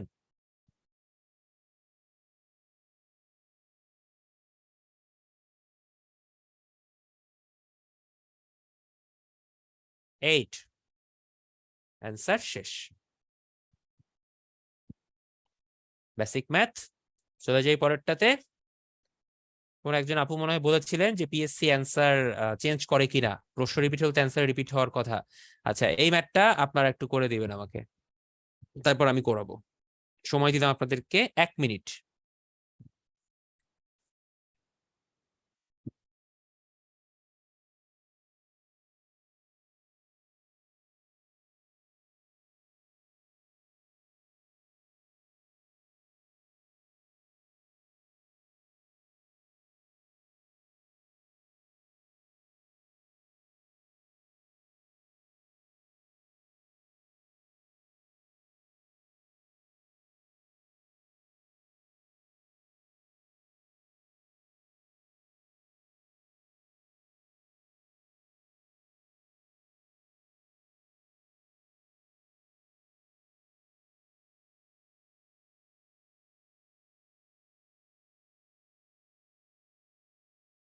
আচ্ছা, যারা এর আগে আমার ক্লাস করেছেন তারা আসলে বুঝতে পারছেন আমি কি মিন করেছি। যারা করেন নাই বা নতুন আছেন তাদের জন্য করিয়ে দিচ্ছি। এটা কিন্তু একটা প্রবলেমেটিক ম্যাথ। অনেকে মনে করবেন যে বৃত্তের ব্যাস 3 গুণ বৃদ্ধি পেয়েছে। আচ্ছা, বৃত্তের ব্যাস ধরলাম d, তাহলে বৃত্তের ক্ষেত্রফলের সূত্র হচ্ছে 1/4 পাই d²। এটা হচ্ছে বৃত্তের ব্যাসের ক্ষেত্রফলের সূত্র। আচ্ছা, এসে তাহলে তো বুঝে নেওয়ার কথা যে পিএসসির আসলে অ্যান্সার সেট করা থাকে। তারা অনেক সময় সেই সেট করা অ্যান্সারই অ্যান্সার ধরে, আবার হয়তো সেট করা অ্যান্সারকে অ্যান্সার ধরে না, নাও হতে পারে। তো আপনি জানেন না কোনটা হবে। পিএসসি পুরোটাই আনপ্রেডিক্টেবল, এবং প্রিলির যেহেতু কোনো তারা সলভ শিট প্রোভাইড করে না, কোনো কাটমার্ক প্রোভাইড করে না, কিছুই প্রোভাইড করে না, শুধুমাত্র আপনার রোলটা প্রোভাইড করবে প্রিলি পরীক্ষা হওয়ার পরে বা রিটেন পরীক্ষা হওয়ার পরে। সো আপনি জানবেন না যে আপনার আদৌ ভুল গিয়েছে কি না গিয়েছে। সো আসলে এটা একটা হোয়াক্স টাইপের কমপ্লেক্স ব্যাপারটা। আচ্ছা দেখেন তো, বৃত্তের ব্যাস 3 গুণ বৃদ্ধি পায় বলতে কি মনে করলাম? আদি ব্যাস ডি, তাহলে নতুন ব্যাস কত? 3 গুণ বৃদ্ধি পেয়েছে, মানে ডি এর সাথে ডি এর 3 গুণ বৃদ্ধি পেয়েছে, 4d। ঠিক আছে, নাকি 3d হবে? 3 গুণ বৃদ্ধি পাওয়া এবং 3 গুণ হওয়া দুইটা জিনিস কি এক? দুইটা জিনিস কিন্তু এক না। আপনার বেতন 3 গুণ হয়েছে, সাপোজ 100 টাকা ছিল, এখন 300 টাকা হয়েছে, আর বলা হলো আপনার বেতন 3 গুণ বৃদ্ধি পেয়েছে। তার মানে আগে 100 টাকা থাকলে 100 টাকা 3 গুণ যুক্ত হয়েছে, তার মানে 100 প্লাস 100 ইন্টু 3, 100 প্লাস 300 সমান সমান 400 টাকা হয়েছে। তো দুইটার মধ্যে পার্থক্য আছে। তো 3 গুণ বৃদ্ধি পাওয়া মানে হচ্ছে আপনার এই যে এই যে একটু আগে আপনারা দাঁড়ান আর একটু সাইডে একটা জিনিস লিখে নিই। একটু আগে একটা ম্যাথ করলাম না, যে একজন লোকের বেতন 10% বৃদ্ধি পেয়েছে। তো 10% কিসের সাথে বৃদ্ধি পায়? 100-র সাথে 10% বৃদ্ধি পায় কিন্তু। তো ওই রকম এখানেও যেহেতু 3 গুণ বৃদ্ধি পেয়েছে, ডেফিনেটলি আদি ব্যাসের সাথে 3 গুণ যুক্ত হবে। ওকে, তাহলে 3D কোনোভাবেই না। নতুন ব্যাস 4D, তাহলে নতুন ক্ষেত্রফল কি হবে? 1/4 পাই ডি স্কোয়ারের জায়গায় হবে 4D স্কোয়ার। 1/4 পাই থাকুক, 16D স্কোয়ার। 16 কে আলাদা করে ফেলি, 1/4 পাই ডি স্কোয়ার কে আলাদা রাখি। কারণ কি? আদি ব্যাস, সরি, আদি ক্ষেত্রফল ছিল এইটা, নতুন ক্ষেত্রফল এইটা। তাহলে ক্ষেত্রফল বৃদ্ধি পাইলো কতটুকু? আগে ছিল 1/4 পাই ডি স্কোয়ার, এখন হচ্ছে 16 × 1/4 পাই ডি স্কোয়ার। এটা ধরলাম A2, এটা A1, তাহলে বৃদ্ধি পেয়েছে A2 মাইনাস A1, মানে 16 × 1/4 পাই ডি স্কোয়ার মাইনাস 1/4 পাই ডি স্কোয়ার, মানে 15 × 1/4 পাই ডি স্কোয়ার বৃদ্ধি পেয়েছে, যেটা আগের ক্ষেত্রফলের 15 গুণ। সো অ্যান্সার হবে 15। Is there any answer in the options? নাই। So logically it should be blank. কিন্তু সবাই এটার অ্যান্সার দিয়ে দিবেন নয়, কারণ ব্যাস 3 গুণ বৃদ্ধি পাইছে, তাহলে নতুন ব্যাস 3D, তাহলে নতুন ক্ষেত্রফল হবে 9D স্কোয়ার, তার মানে 9 গুণ বৃদ্ধি পাইছে, শেষ। বাট কিভাবে পসিবল? এখানে প্রশ্নগুলো দুই রকম হতে পারে, একটা হচ্ছে বৃত্তের ব্যাস 3 গুণ বৃদ্ধি পেয়েছে, তারপর লাস্টে গিয়ে যদি বলতো তাহলে বৃত্তের ক্ষেত্রফল কত হবে, যদি এইটা বলতো কত গুণ হবে,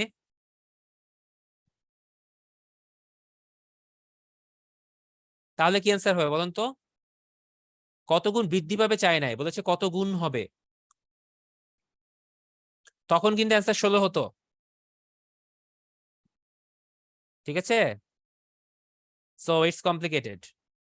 লজিক দিয়ে ম্যাথ করবেন, অ্যান্সার না পাইলে ব্ল্যাঙ্ক দিয়ে দিবেন। ব্ল্যাঙ্ক রাখাটাই বেটার। পিএসসি কে এত গর্ধব মনে করারও কারণ নাই যে তারা এই লজিকটা বুঝবে না। আশা করি তারা হয়তো আগের নিয়মে এরকম করতো, সেটাই চালিয়ে আসছে, এটা হতে পারে। কিন্তু ডেফিনেটলি এটা করতে গেলে বা যে জানে, সে অ্যান্সারটা জীবনেও 16 দিবে না, এটা 15 হবে। ওকে, না ভাইয়া কিচ্ছু করার দরকার নাই, নয়তো কোনোভাবেই না। কেন এক্সামে 9 দিবেন আপনি? নয়তো অ্যান্সার হবেই না, ফাঁকা রাখবেন অ্যান্সার না পেলে। রিস্ক নিয়েন না ভাইয়া, 9 দিতে পারেন, দেখা গেল যে আপনার 9টা ভুল হয়ে গেল, কারণ লজিক্যালি তো 9 অ্যান্সার না, পিএসসি আপনাকে লজিক্যালি কেটে দিল। দেন হোয়াট টু ডু? রায়হান ভাই বলেছেন এরকম কোশ্চেন দেয় কেন? ভাই দেয় কেন, ওই যে বললাম, ওই যে 31তম সময় আসছিল, ওই সময় এটার অ্যান্সার 9 ছিল, সবাই 9 করতো, কিন্তু আসলে এটা 9 কোনোভাবেই হবে না। বহু বাজারের গাইড প্রকাশনীর বইতে এরকম 9 দেওয়া আছে অ্যান্সার, এটা কোনোভাবেই কারেক্ট না। আচ্ছা ঠিক আছে, তো প্রবলেম ঝামেলা টামেলা শেষ। আমরা এখন আবার কিছু বানান টাইপের ব্যাপারে আসবো। এটা হচ্ছে বানান এবং ভাষা, অর্থাৎ ল্যাঙ্গুয়েজ এন্ড সিনট্যাক্স। সরি, এই সিলেবাসের আন্ডারে কোন বানানটি সঠিক? সো ডেফিনেটলি বুঝতে পারতেছেন এখানে বাংলা আপনারা যা যা পড়ছেন লিখিতর জন্য, সেটার একটা অ্যাপ্লিকেশন কাজে আসবে। সো এটার অ্যান্সার যদি আমরা একটু খেয়াল করি, এখানে সঠিক হচ্ছে আপনার প্রথমটা, পুরস্কার।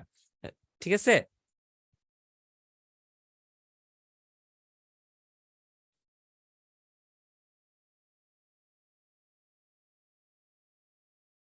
ওকে।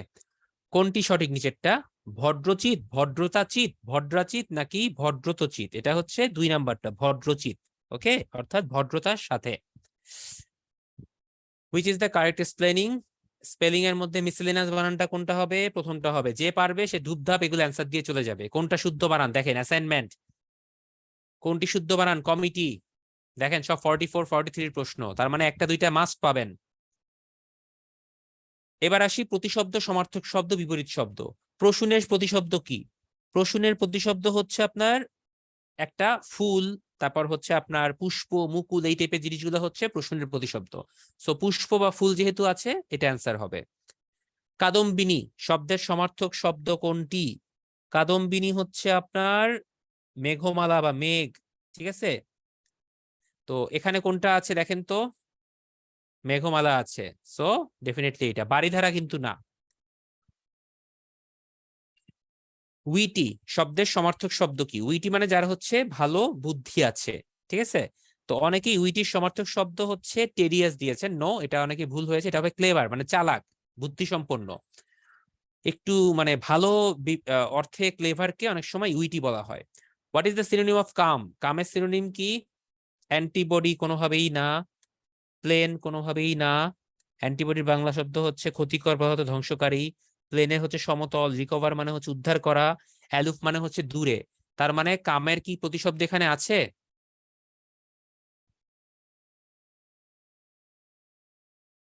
দেখেন অ্যালুফের মানে কি? আপনারা যে অ্যালুফ কয়েকজন অপশনে দিলেন উত্তরে, অ্যালুফ মানে কি?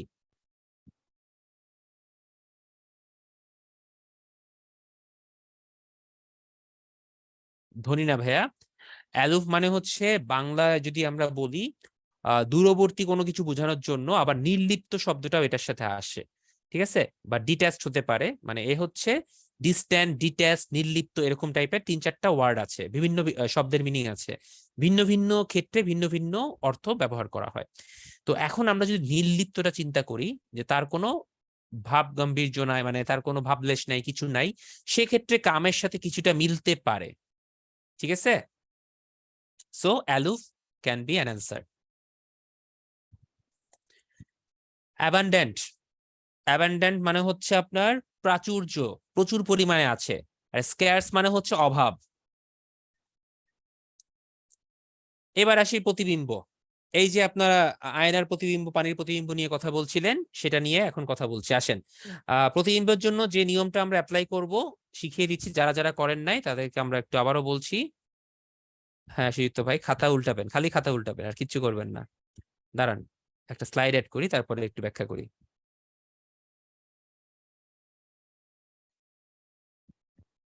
মনে করেন আপনাকে বলা হলো যে কোয়ালিটি, এইটার আয়নার প্রতিবিম্ব কি হবে? তো আপনি কি করেন, খাতা তো আমাদের নর্মালি এরকম সাইজের খাতা থাকে, তাই না? তো খাতায় কোয়ালিটি লেখার পর আপনি যদি পৃষ্ঠাটা উল্টে ফেলেন, মানে পৃষ্ঠা উল্টাবেন, একটা পৃষ্ঠা উল্টিয়ে যদি তারপরে বিপরীত দিক থেকে দেখেন, তাহলেই আপনি হচ্ছেন অ্যান্সারটা পেয়ে যাবেন। এটা হচ্ছে আয়নার প্রতিবিম্ব।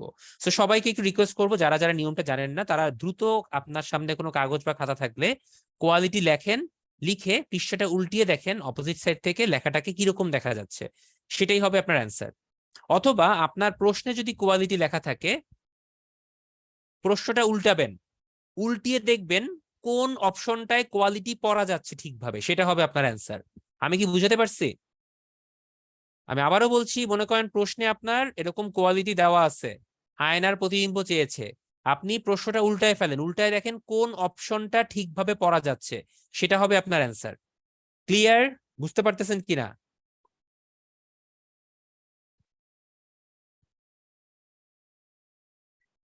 ওকে, তাহলে কোয়ালিটি একটু পৃষ্ঠা উল্টান, উল্টায় দেখেন কোনটা অ্যান্সার হয়, আপনারাই বলেন। চট জলদি রেসপন্স করবেন, এটাতে সময় লাগার কথা না, খাতা নিবেন, কোয়ালিটি লিখবেন, পৃষ্ঠা উল্টাবেন, ব্যাস অ্যান্সার।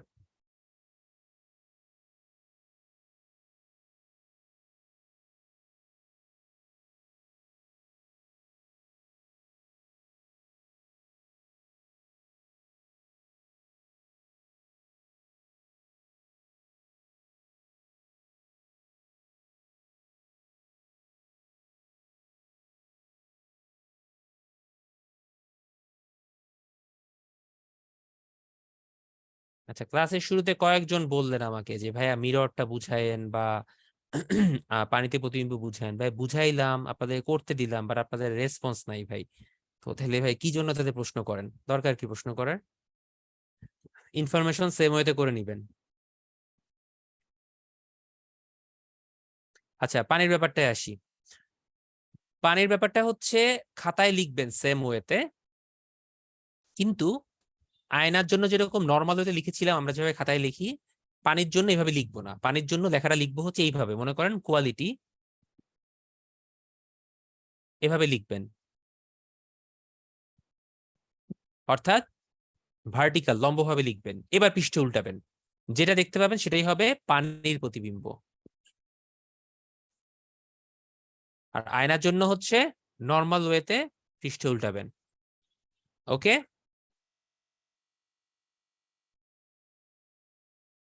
আচ্ছা তাহলে আয়নার একটা প্রশ্ন দেখি, সরি পানির প্রতিবিম্ব দেখি। এটা আপনারা বলেন, এই যে কোয়ারেল, কোয়ারেলটা কিভাবে লিখবো? কোয়ারেলটা আপনি এভাবে লিখেন, খাতাটাকে ভার্টিক্যাল করে কোয়ারেল লেখেন এভাবে লিখে, এবার পৃষ্ঠে উল্টায় দেন, দেখেন কেমন দেখা যায়। তারপর সবাই একটু রেসপন্স করেন অ্যান্সার কোনটা হবে, তাহলে আমি ধরে নেব আপনারা বুঝতে পারছেন।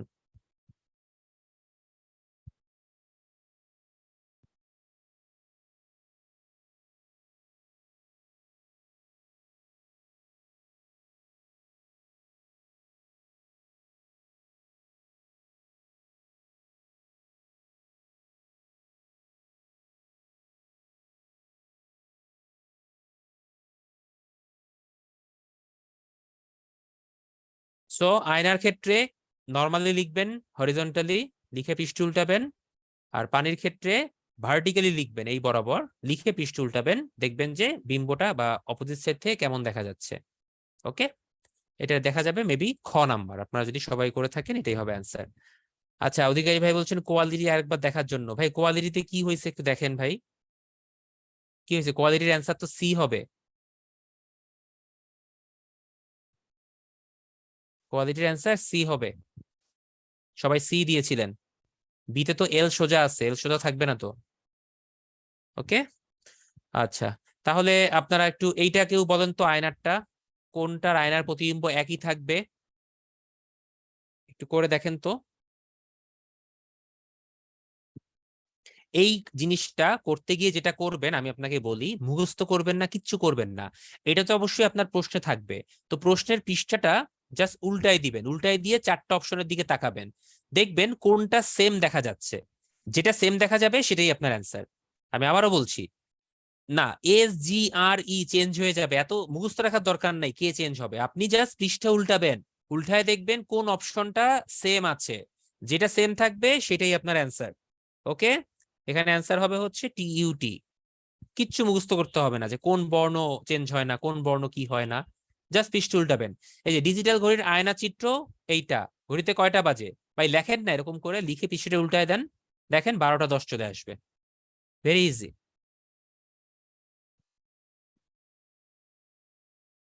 ওকে, তাহলে আয়না এবং পানির প্রতিবিম্ব, কারো কোনো কনফিউশন?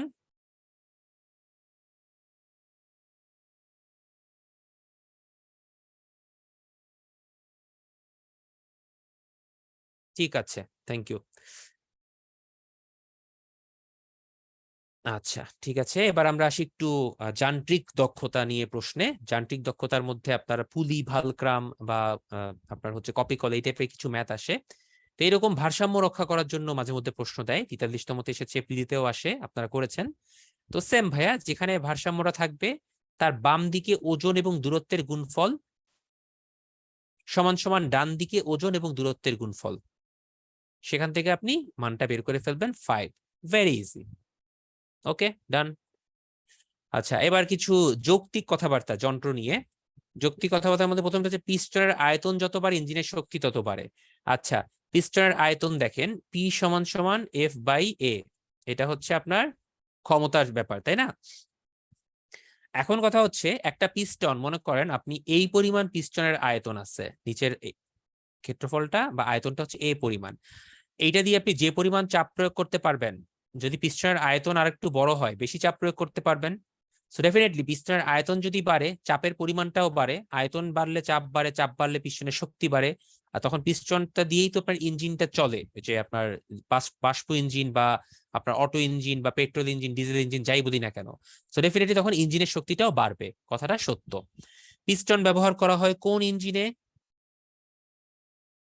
কোন ইঞ্জিনে পিস্টন ব্যবহার করা হয়? ডিজেল ইঞ্জিনে, কিন্তু পেট্রোল ইঞ্জিনের পিস্টন ব্যবহার করা হয় না, ডিজেল ইঞ্জিনে।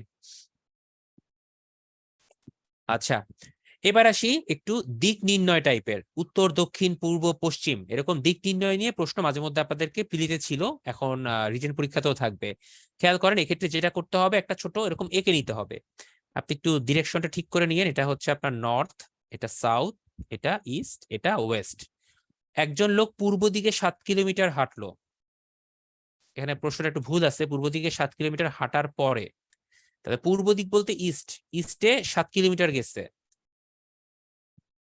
রাজীব বাম দিকে ঘুরছে, বাম দিকে বললে কোন দিকে ঘোরা হবে? সোজা এইদিকে মুখ করলে হাতের বাম এইদিকে হয়, বাম দিকে 3 কিলোমিটার গেছে, সো এটা 3 কিলোমিটার। তারপরে আবার বাম দিকে ঘুরে 4 কিলোমিটার গেছে।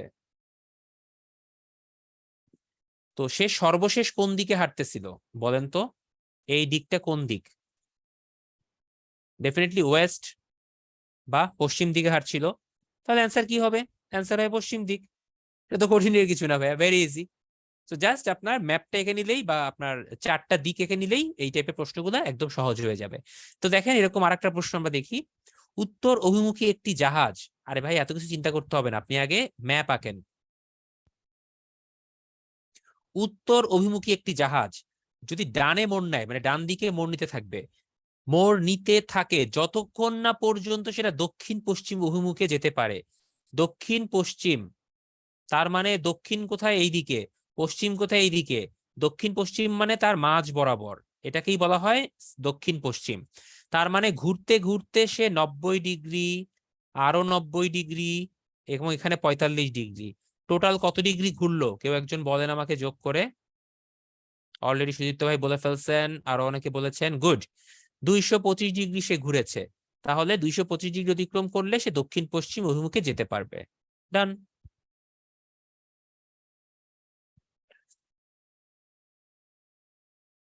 আচ্ছা, এবারে সব থেকে পেঁচানো একটা জিনিস এবং কঠিন একটা জিনিস, ত্রিভুজ সংখ্যা বের করা। এই ত্রিভুজ সংখ্যা বের করাতে আমি আপনাদেরকে একটা ওয়ার্ড দিয়েই শেষ করে যেতে পারলে ভালো লাগতো, সেটা হচ্ছে এইটা। কারণ আসবে একটা বা ম্যাক্সিমাম দুইটা, আপনি পরীক্ষার হলে আদৌ পারবেন কিনা তার কোনো গ্যারান্টি নাই। আপনি এটার প্রিভিয়াস ইয়ারের কোশ্চেনগুলো একটু দেখেন, ত্রিভুজের, মাথা গরম হয়ে যাবে, সিরিয়াসলি মাথা গরম হয়ে যাবে। এটা তো তাও সহজ আছে, মানে সহজ দর্শন। কিছু আছে খুবই কঠিন দর্শন, এই কঠিন দর্শন ম্যাথগুলো দেখলে আপনার মাথা খারাপ হতে বাধ্য। সো এটা বের করতেও সমস্যা হবে। তারপরও আমরা তো করে যাব, না করে তো আর যাবো না। সো ডেফিনেটলি আমরা এটা একটু সলভ করার চেষ্টা করি। সলভ করার নিয়মটা হচ্ছে, প্রথমে ত্রিভুজটাকে আপনি আগে বা পুরা গঠনটাকে এঁকে নিবেন নিজের মতো করে। একটু সময় দিতে হবে এখানে, ঠিক আছে?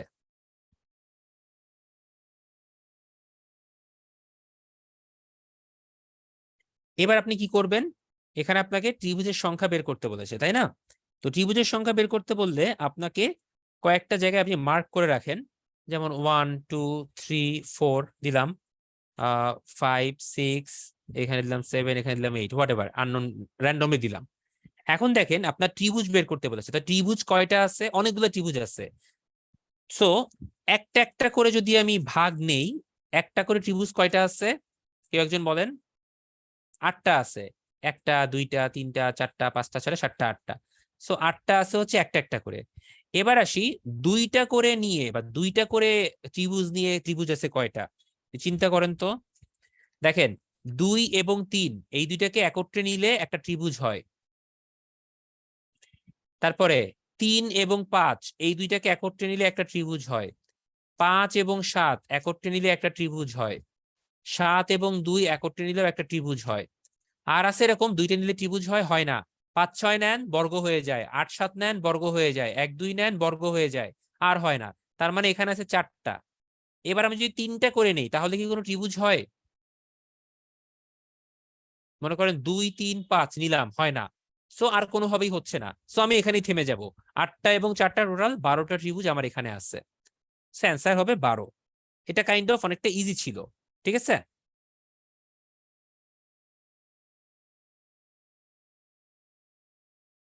সো পরীক্ষায় যদি এরকম প্রশ্ন আসে আর একটু বিদঘুটে করেও দেয়, আমাদের অ্যাপ্রোচটা হবে সেম। প্রথমে একটা করে কাউন্ট করবেন, তারপরে দুইটা করে কাউন্ট করবেন, ঠিক আছে? সুদীপ্ত ভাই দরকার নাই 30টা চতুর্ভুজের ওই ওটা লাগবে না। এই কাজ করতে গেলে পরীক্ষার হলে যে পরিমাণ টাইম আপনার যাবে, ওইটা দিয়ে আপনি আরো 5টা প্রশ্ন মিস করবেন। ওইগুলি স্কিপ করবেন এত কঠিন দিলে। আচ্ছা, এবার আসে সাদৃশ্য বৈসাদৃশ্য। চিত্রের মধ্যে অনেক সময় সাদৃশ্য বৈসাদৃশ্য বের করতে বলে। দেখেন, কোনটা বৈসাদৃশ্যপূর্ণ বলেন তো?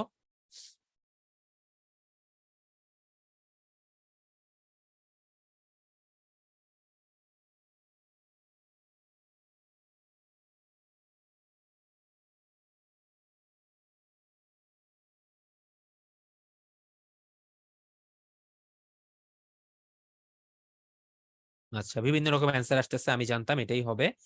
ভাই এখানে যে লজিকটা অ্যাপ্লাই করা হয়েছে সেটা হচ্ছে আপনার এইটা একটা ত্রিমাত্রিক ছবি, এটাও ত্রিমাত্রিক, এটাও ত্রিমাত্রিক, এইটা হচ্ছে দ্বিমাত্রিক। এটা শুধু দৈর্ঘ্য প্রস্থ আছে, উচ্চতা নাই, বাকিগুলো সব উচ্চতা শো করা আছে। ওকে,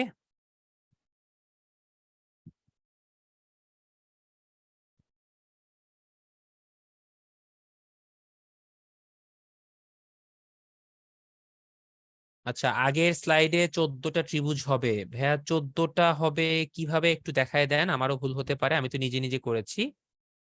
কারো যদি জানা থাকে 14টা হবে একটু বলেন আমাকে কিভাবে, আর দুইটা কোথায় আছে একটু বলে দেন, ঠিক আছে? তাহলে আমি দেখিয়ে দিব। আমার মাথায় তখন 12টাই আসলো, দেখলাম আর আসলো না।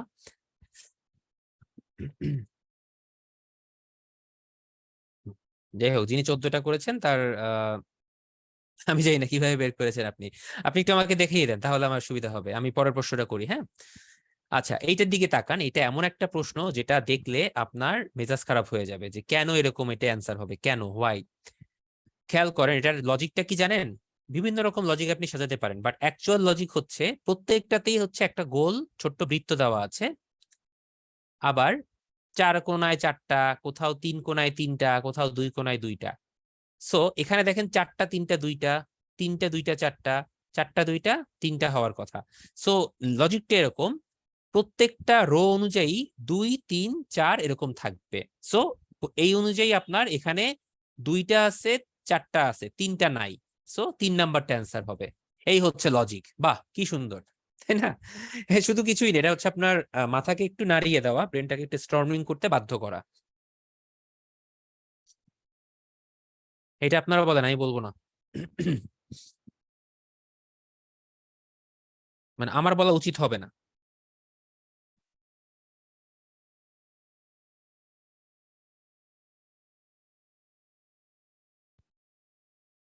একটা সিরিজ এসেছে, সিরিজ হচ্ছে ধীরে ধীরে কমে যাচ্ছে।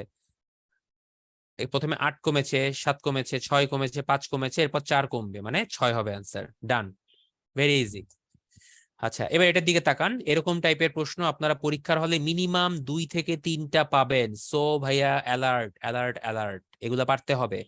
আপনি মিনিমাম 2টা থেকে 3টা পাবেন এখানে।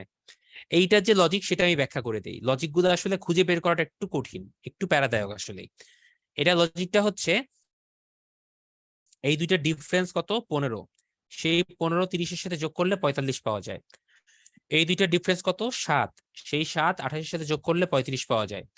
এই দুইটা ডিফারেন্স কত হবে, 6, সেই 6 25-এর সাথে যোগ করলে 31 পাওয়া যাবে। অ্যান্সার হবে 31। লজিকের মায়েরে বাপ, কিচ্ছু করার নেই ভাই, এভাবেই করতে হবে। প্রত্যেকটা ম্যাথই এরকম ইউনিক।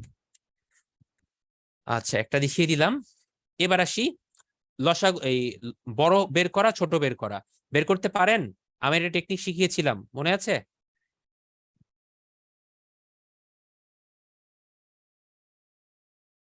লসাগু বের করতে পারেন, আবার জোড়া জোড়া ধরেও বের করতে পারেন।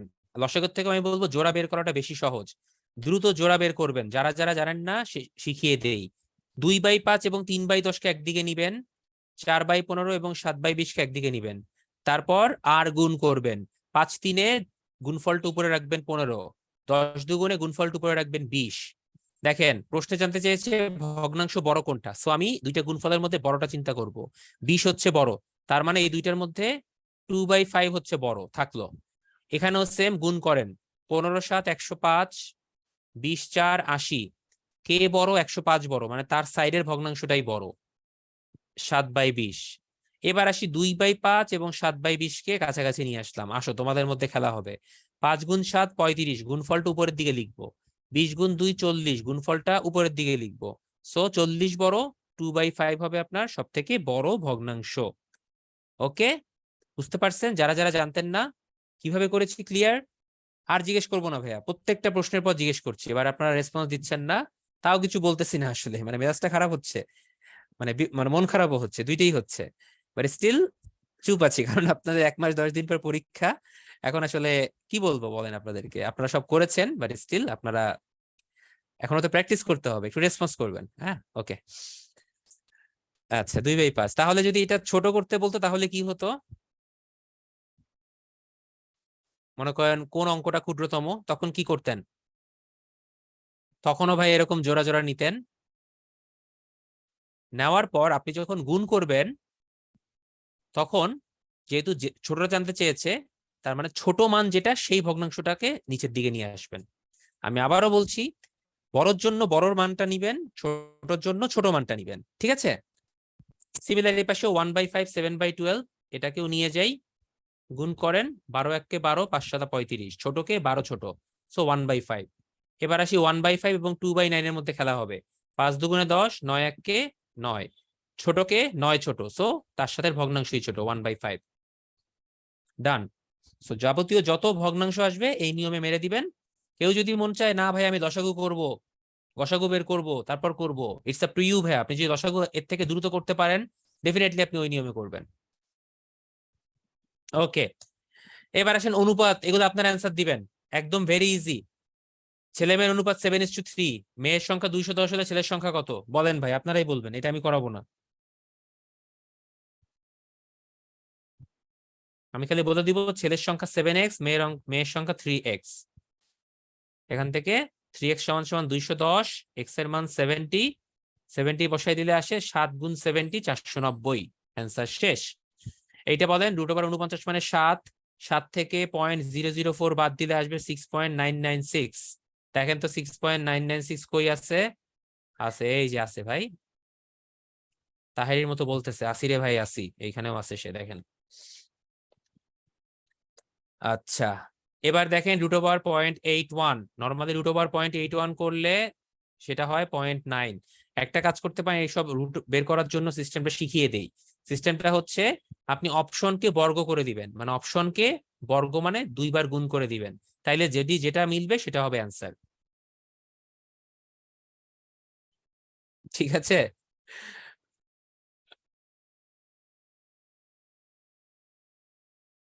আচ্ছা, গুড। নিচেরটা কোনটা মৌলিক সংখ্যা? ভাই মৌলিক যৌগিক নিয়ে নিশ্চয়ই এখন আর আপনাদেরকে বলতে হবে না কিছু, প্রিলি পাস করে গেছেন রিটেনের সামনে। তো মৌলিক সংখ্যা এটা হচ্ছে 47, এটা মৌলিক সংখ্যা। আচ্ছা, এবার দেখি একটা প্রশ্ন। ডাক্তার রোগীকে 2 ঘন্টা পর পর খাওয়ার জন্য 6টি বড়ি দিলেন, শেষ বড়িটি রোগী কত ঘন্টা পরে খাবেন? সবাই বলবে ভাই 6 2 12 ঘন্টা পর খাবে, কিন্তু না ভাইয়া, হবে না তো ভাইয়া। প্রথমটা তো আপনি এখনই খেয়ে ফেললেন নাও, এরপরে দ্বিতীয় ঘন্টায় খাবেন একটা, মানে 2 ঘন্টা পর, 4 ঘন্টা পর একটা, 6 ঘন্টা পর একটা, 8 ঘন্টা পর একটা, 10 ঘন্টা পর লাস্টেরটা। ঠিক আছে? এটার জন্য কোনো সূত্র না, এটা হচ্ছে একটা আসল মেন্টাল অ্যাবিলিটি, আপনি চিন্তা করতে পারছেন কিনা। সো লাস্টেরটা খাবেন 10 ঘন্টা পরে। হ্যাঁ, বানরের মতো কিছুটা আর কি। ঠিক আছে। আচ্ছা, দেখেন গড় বের করা মাঝে মধ্যে আসছে, 2 4 9 এবং এক্স এর যোগফল 52। এবার এদের গড় বের করতে বলছে, বলেন গড় কত হবে? এক্স এর মান বের করার দরকার আছে, আপনি একটু আমাকে বলেন। কেউ যদি এক্স এর মান বের করতে যায় তাইলে বুঝবো সে আসলে চিন্তা করে নাই। চারটা সংখ্যার যোগফল 52, তাদের গড় তো ডেফিনেটলি 13। এক্স তো আমার দরকার নাই মান বের করা, ঠিক আছে? এগুলাও দিয়েছে, অনেক এক্স এর মান বের করছে, আলটিমেটলি লস হয় নাই খুব একটা, কারণ ছোট ম্যাথ তো সময় খুব একটা নষ্ট হয় নাই বের করলেও। আচ্ছা, এবার দেখেন 0.01 × 1 মানে একই কথা, 0.01, সেটা দ্বিগুণ হয়েছে। সো গুণ করেন, গুণ করা সহজ সিস্টেম বলি, 1/100 1/100, মানে 1 বাই আপনার 10,000, মানে দশমিকের পর 4টা শূন্য 1। কই আছে দশমিকের পর 4টা শূন্য 1? এই যে, সরি 3টে শূন্য 1, সরি। ওকে, গুড। আচ্ছা, আসলে বেশি মানে কিছু কিছু প্রশ্ন খুব বেশি সহজ থাকে, এইটাই আর কি। তো এই হচ্ছে ভাই আজকের ক্লাস। মোটামুটি প্রিভিয়াস ইয়ারের সবগুলা টাইপেরই ম্যাথ দেখানোর চেষ্টা করেছি, একটা দুইটা তিনটা করে। তো এটা নিয়ে আসলে মানে একটু আপনার প্রিভিয়াস ইয়ারের কোশ্চেন গুলো এখন শেষ মুহূর্তে একটু ফলো করেন। মানসিক দক্ষতার জন্য খুব বেশি পরিশ্রমের দরকার হয় না, অন্য যে সাবজেক্ট গুলো আছে সেগুলোতে সময় দেন বেশি করে। মানসিক দক্ষতার জন্য প্রিভিয়াস ইয়ারের কোশ্চেনটাই ভালো করে করেন, not like that after 35 BCS. আপনি যদি এর আগেও বিসিএস এর প্রশ্ন আপনার কাছে থাকে সেগুলো সলভ করেন, আমার মনে হয় সলভ করলেও অনেক প্রশ্ন কমন চলে আসে বা একই টাইপের প্রশ্ন পারা যায়। আর সাথে আমাদের প্রিপারেশন বুক বা উত্তরণের বই বা যে কোনো বই থেকে একটু প্র্যাকটিস করবেন, এই আর কি। ঠিক আছে? আচ্ছা, হাতুড়ি টাতুড়ি ভাই রাখি নাই, হাতুড়ি না করলেও চলবে ভাই। মানে পরীক্ষায় মাঝে মধ্যে হাতুড়ির ছবি দিয়ে একটা প্রশ্ন দিয়ে দেয় যে নিচের কোন জিনিসটা রাস্তা ভাঙতে সহজ বা পেরেক ঠুকতে সহজ। ভাই এটা কিভাবে পসিবল বোঝা, এটা খুবই একটা কনফিউজিং প্রশ্ন। সেগুলো আসলে ভাই বেটার আপনি ছেড়ে দিবেন, ঠিক আছে। আচ্ছা, মোটা ব্যাসের স্ক্রু চিকন ব্যাসের স্ক্রু কোনটার ক্ষেত্রে সহজ হবে? আপনার কথা হচ্ছে মোটা ব্যাসের স্ক্রু একবার ঘুরতে যেটুক দূরত্ব যাবে, চিকন ব্যাসের স্ক্রু একবার ঘুরতে কম দূরত্ব যাবে, ঠিক আছে। তো এটা ব্যাপারটা হচ্ছে আপনার, আপনি মোটা ব্যাসের একটা স্ক্রু যদি আপনি ঘুরান, সেটা আপনার ঢুকতে বা পুরোপুরি গর্ত করতে আপনার সময়টা একটু বেশি লাগবে। কপি কলের ব্যাপারটা বলেছেন। আচ্ছা, কপি কলের ব্যাপারটা হচ্ছে, কপি কলে আমি একটু এখানে স্লাইড অ্যাড করে দিই, এখানে লিখে দিই। কপি কলটা হচ্ছে মনে করেন এই একটা কপি কল বা একটা কপি কলের একটা যন্ত্র, তার সাথে যতগুলা রশি থাকবে তার তারের টান সেই গুণ সেই পরিমাণ হয়ে যাবে। মনে করেন যদি একটা জিনিসের ওজন হচ্ছে টি নিউটন, তার সাথে দুইটা রশি যুক্ত আছে, তাহলে আপনাকে টি/2 বল প্রয়োগ করলে আপনি রশিটা তুলতে পারবেন। মনে করেন এর সাথে একটা রশি যুক্ত আছে, কপি কলের সাথে আপনাকে টি বল প্রয়োগ করতে হবে। মনে করেন এটার সাথে তিনটা রশি যুক্ত আছে, আপনাকে টি/3 বল প্রয়োগ করতে হবে। অর্থাৎ আপনার প্রযুক্ত বল সমান সমান হবে টি/বাই তারের সংখ্যা বা যুক্ত তারের সংখ্যা। ওকে, এটা প্রিলিমিনারিতে মাঝে মধ্যেই আসে। আচ্ছা, পরের সংখ্যাটা কত হবে এই টাইপের ম্যাথ একটু বোঝান। ভাই পরের সংখ্যা কত হবে এই টাইপের ম্যাথের তো কোনো বোঝানোর কিছু নাই, এটা হচ্ছে আপনার আগের সংখ্যাগুলো দেখতে হবে যে কোন সিকোয়েন্সে পড়েছে, ধারা মধ্যে যদি হয় সেই ধারাটা ধরতে পারলে পরেরটাও আপনি ধরতে পারবেন। যেমন আমি ক্লাসে একটা ম্যাথ আজকে দেখিয়েছিলাম, ধারা ছিল হচ্ছে প্রত্যেকটা ক্ষেত্রে কমে আসছে, 10 কমতেছে, 9 কমতেছে, 8 কমতেছে, 7 কমতেছে, এরকম করে কমতে কমতে শেষ পর্যন্ত 4 কমবে পরেরটাতে। এভাবে বের করতে হয়। কোনোটাতে হয়তো আপনার 2 করে বাড়তেছে, কোনোটায় হয়তো 3 করে কমতেছে। এটা আসলে ওভাবে বোঝানো যাবে না স্পেসিফিক্যালি, আপনাকে ধারাটা বুঝতে হবে। ধারা বুঝলে ডেফিনেটলি আপনি পারবেন। চারটা হুক দেওয়া রশি, ভাই চারটা হুক দেওয়া রশি, আপনারা এই রশি জিনিসটা পেঁচান কেন আমি বুঝি না। দাঁড়ান একটা স্লাইড আমি অ্যাড করে রশিটা একটু দেখাই দিচ্ছি, 1 মিনিট।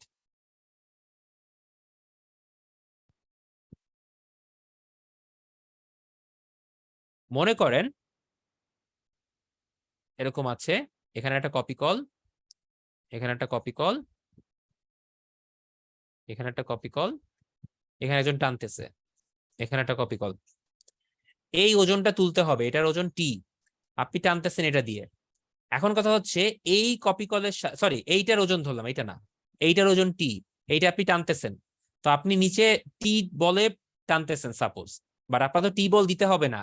এই কপি কলের সাথে বা এই হুকের সাথে কয়টা রশি যুক্ত আছে? দুইটা রশি যুক্ত আছে, মনে করেন এইটা নাই, কানেকশন নাই। সো ডেফিনেটলি আপনার এই ওজনটা তুলতে গেলে আপনার প্রযুক্ত বল হবে টি/2। ওকে, আপনাকে যদি এই রশির কথা বলতো বা এই পুঁজিটার কথা বলতো, এইটা তুলতে হবে কত বল প্রয়োগ করতে হবে, এটার সাথে আপনার একটা রশি আছে, দুইটা রশি আছে, তো ডেফিনেটলি প্রযুক্ত বল টি/2। যদি এগুলা কিছু না থাকতো, মনে করেন এগুলা কিচ্ছু নাই, খালি এই কপি কল আছে, এখানে ওজন আছে, তাহলে রশি কয়টা আলটিমেটলি? রশি কিন্তু একটা, তার মানে আপনাকে টি বলই প্রয়োগ করতে হচ্ছে, টি/1। Is it clear now? আপনি খেয়াল রাখবেন যে ওজনটা তুলতে হবে সেই ওজনটার সাথে কয়টা রশি যুক্ত আছে, আর কিচ্ছু না।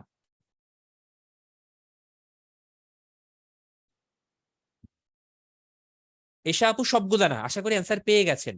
ওজনের সাথে মানে যে ওজনটা আপনি তুলবেন সেই ওজনের সাথে যে কয়টা তার যুক্ত আছে সেই তারের সংখ্যা দিয়ে ভাগ দিবেন, ঠিক আছে।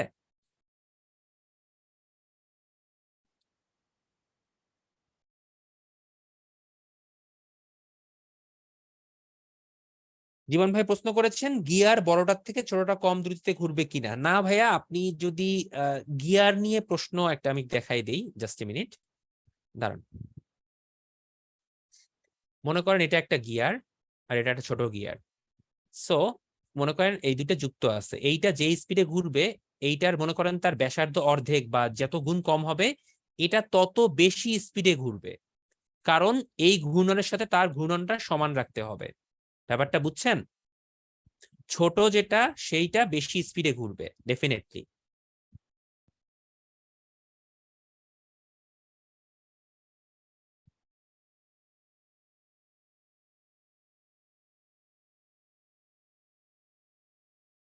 ওকে, তো এই ছিল মোটামুটি ভাইয়া আজকের ক্লাস। চেষ্টা করেছি সবগুলো প্রশ্ন অ্যানালিসিস করতে। তো আসলে 2 ঘন্টার মধ্যে সব প্রশ্ন করাটা আসলে টাফ, তারপরে চেষ্টা করছি। হোয়াট এভার ভাইয়া, আমার মতে যেটা বললাম, আপনারা প্রিভিয়াস কোশ্চেন গুলো একটু সলভ করে যান। আমার মনে হয় ওখান থেকে অনেক কিছু কমন এবং টপিক গুলো সেম টাইপের পাবেন। আর সাথে তো বললামই কিছু প্র্যাকটিস দরকার। একদম ছেড়ে দিয়েন না, আবার মানে কোনো প্র্যাকটিস ছাড়া আবার পরীক্ষার হলে গিয়ে যাবেন না। তাহলে দেখবেন মাথা টাথা গরম হয়ে যাচ্ছে, মিলাতে গিয়ে সময় লাগছে। এটা আপনার জন্য আরো নেগেটিভ ইম্প্যাক্ট ফেলবে। সো আজকে এ পর্যন্তই। সবাই ভালো থাকবেন, সুস্থ থাকবেন। আল্লাহ হাফেজ, শুভরাত্রি।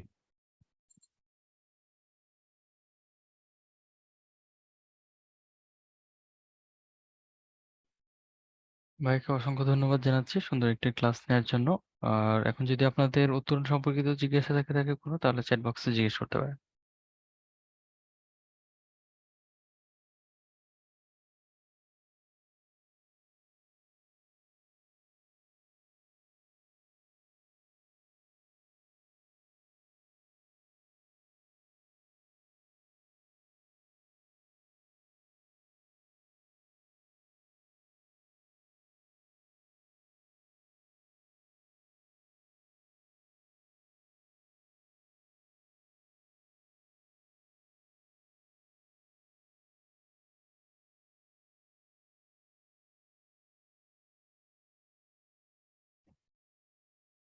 অধিকারী ভাই, আসলে কি বুঝলেন আমি বুঝতে পারিনি কথাটার মানে।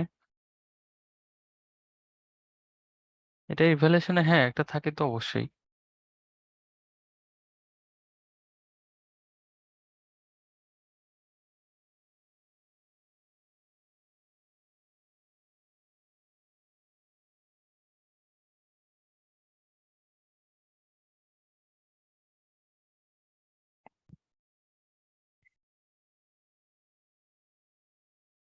তো ওকে, আর কারো কোনো কোশ্চেন যেহেতু দেখতে পাচ্ছি না, তাহলে আমরা আজকের মতো শেষ করছি। ধন্যবাদ এতক্ষণ সঙ্গে থাকার জন্য। ভালো থাকবেন সবাই, শুভরাত্রি।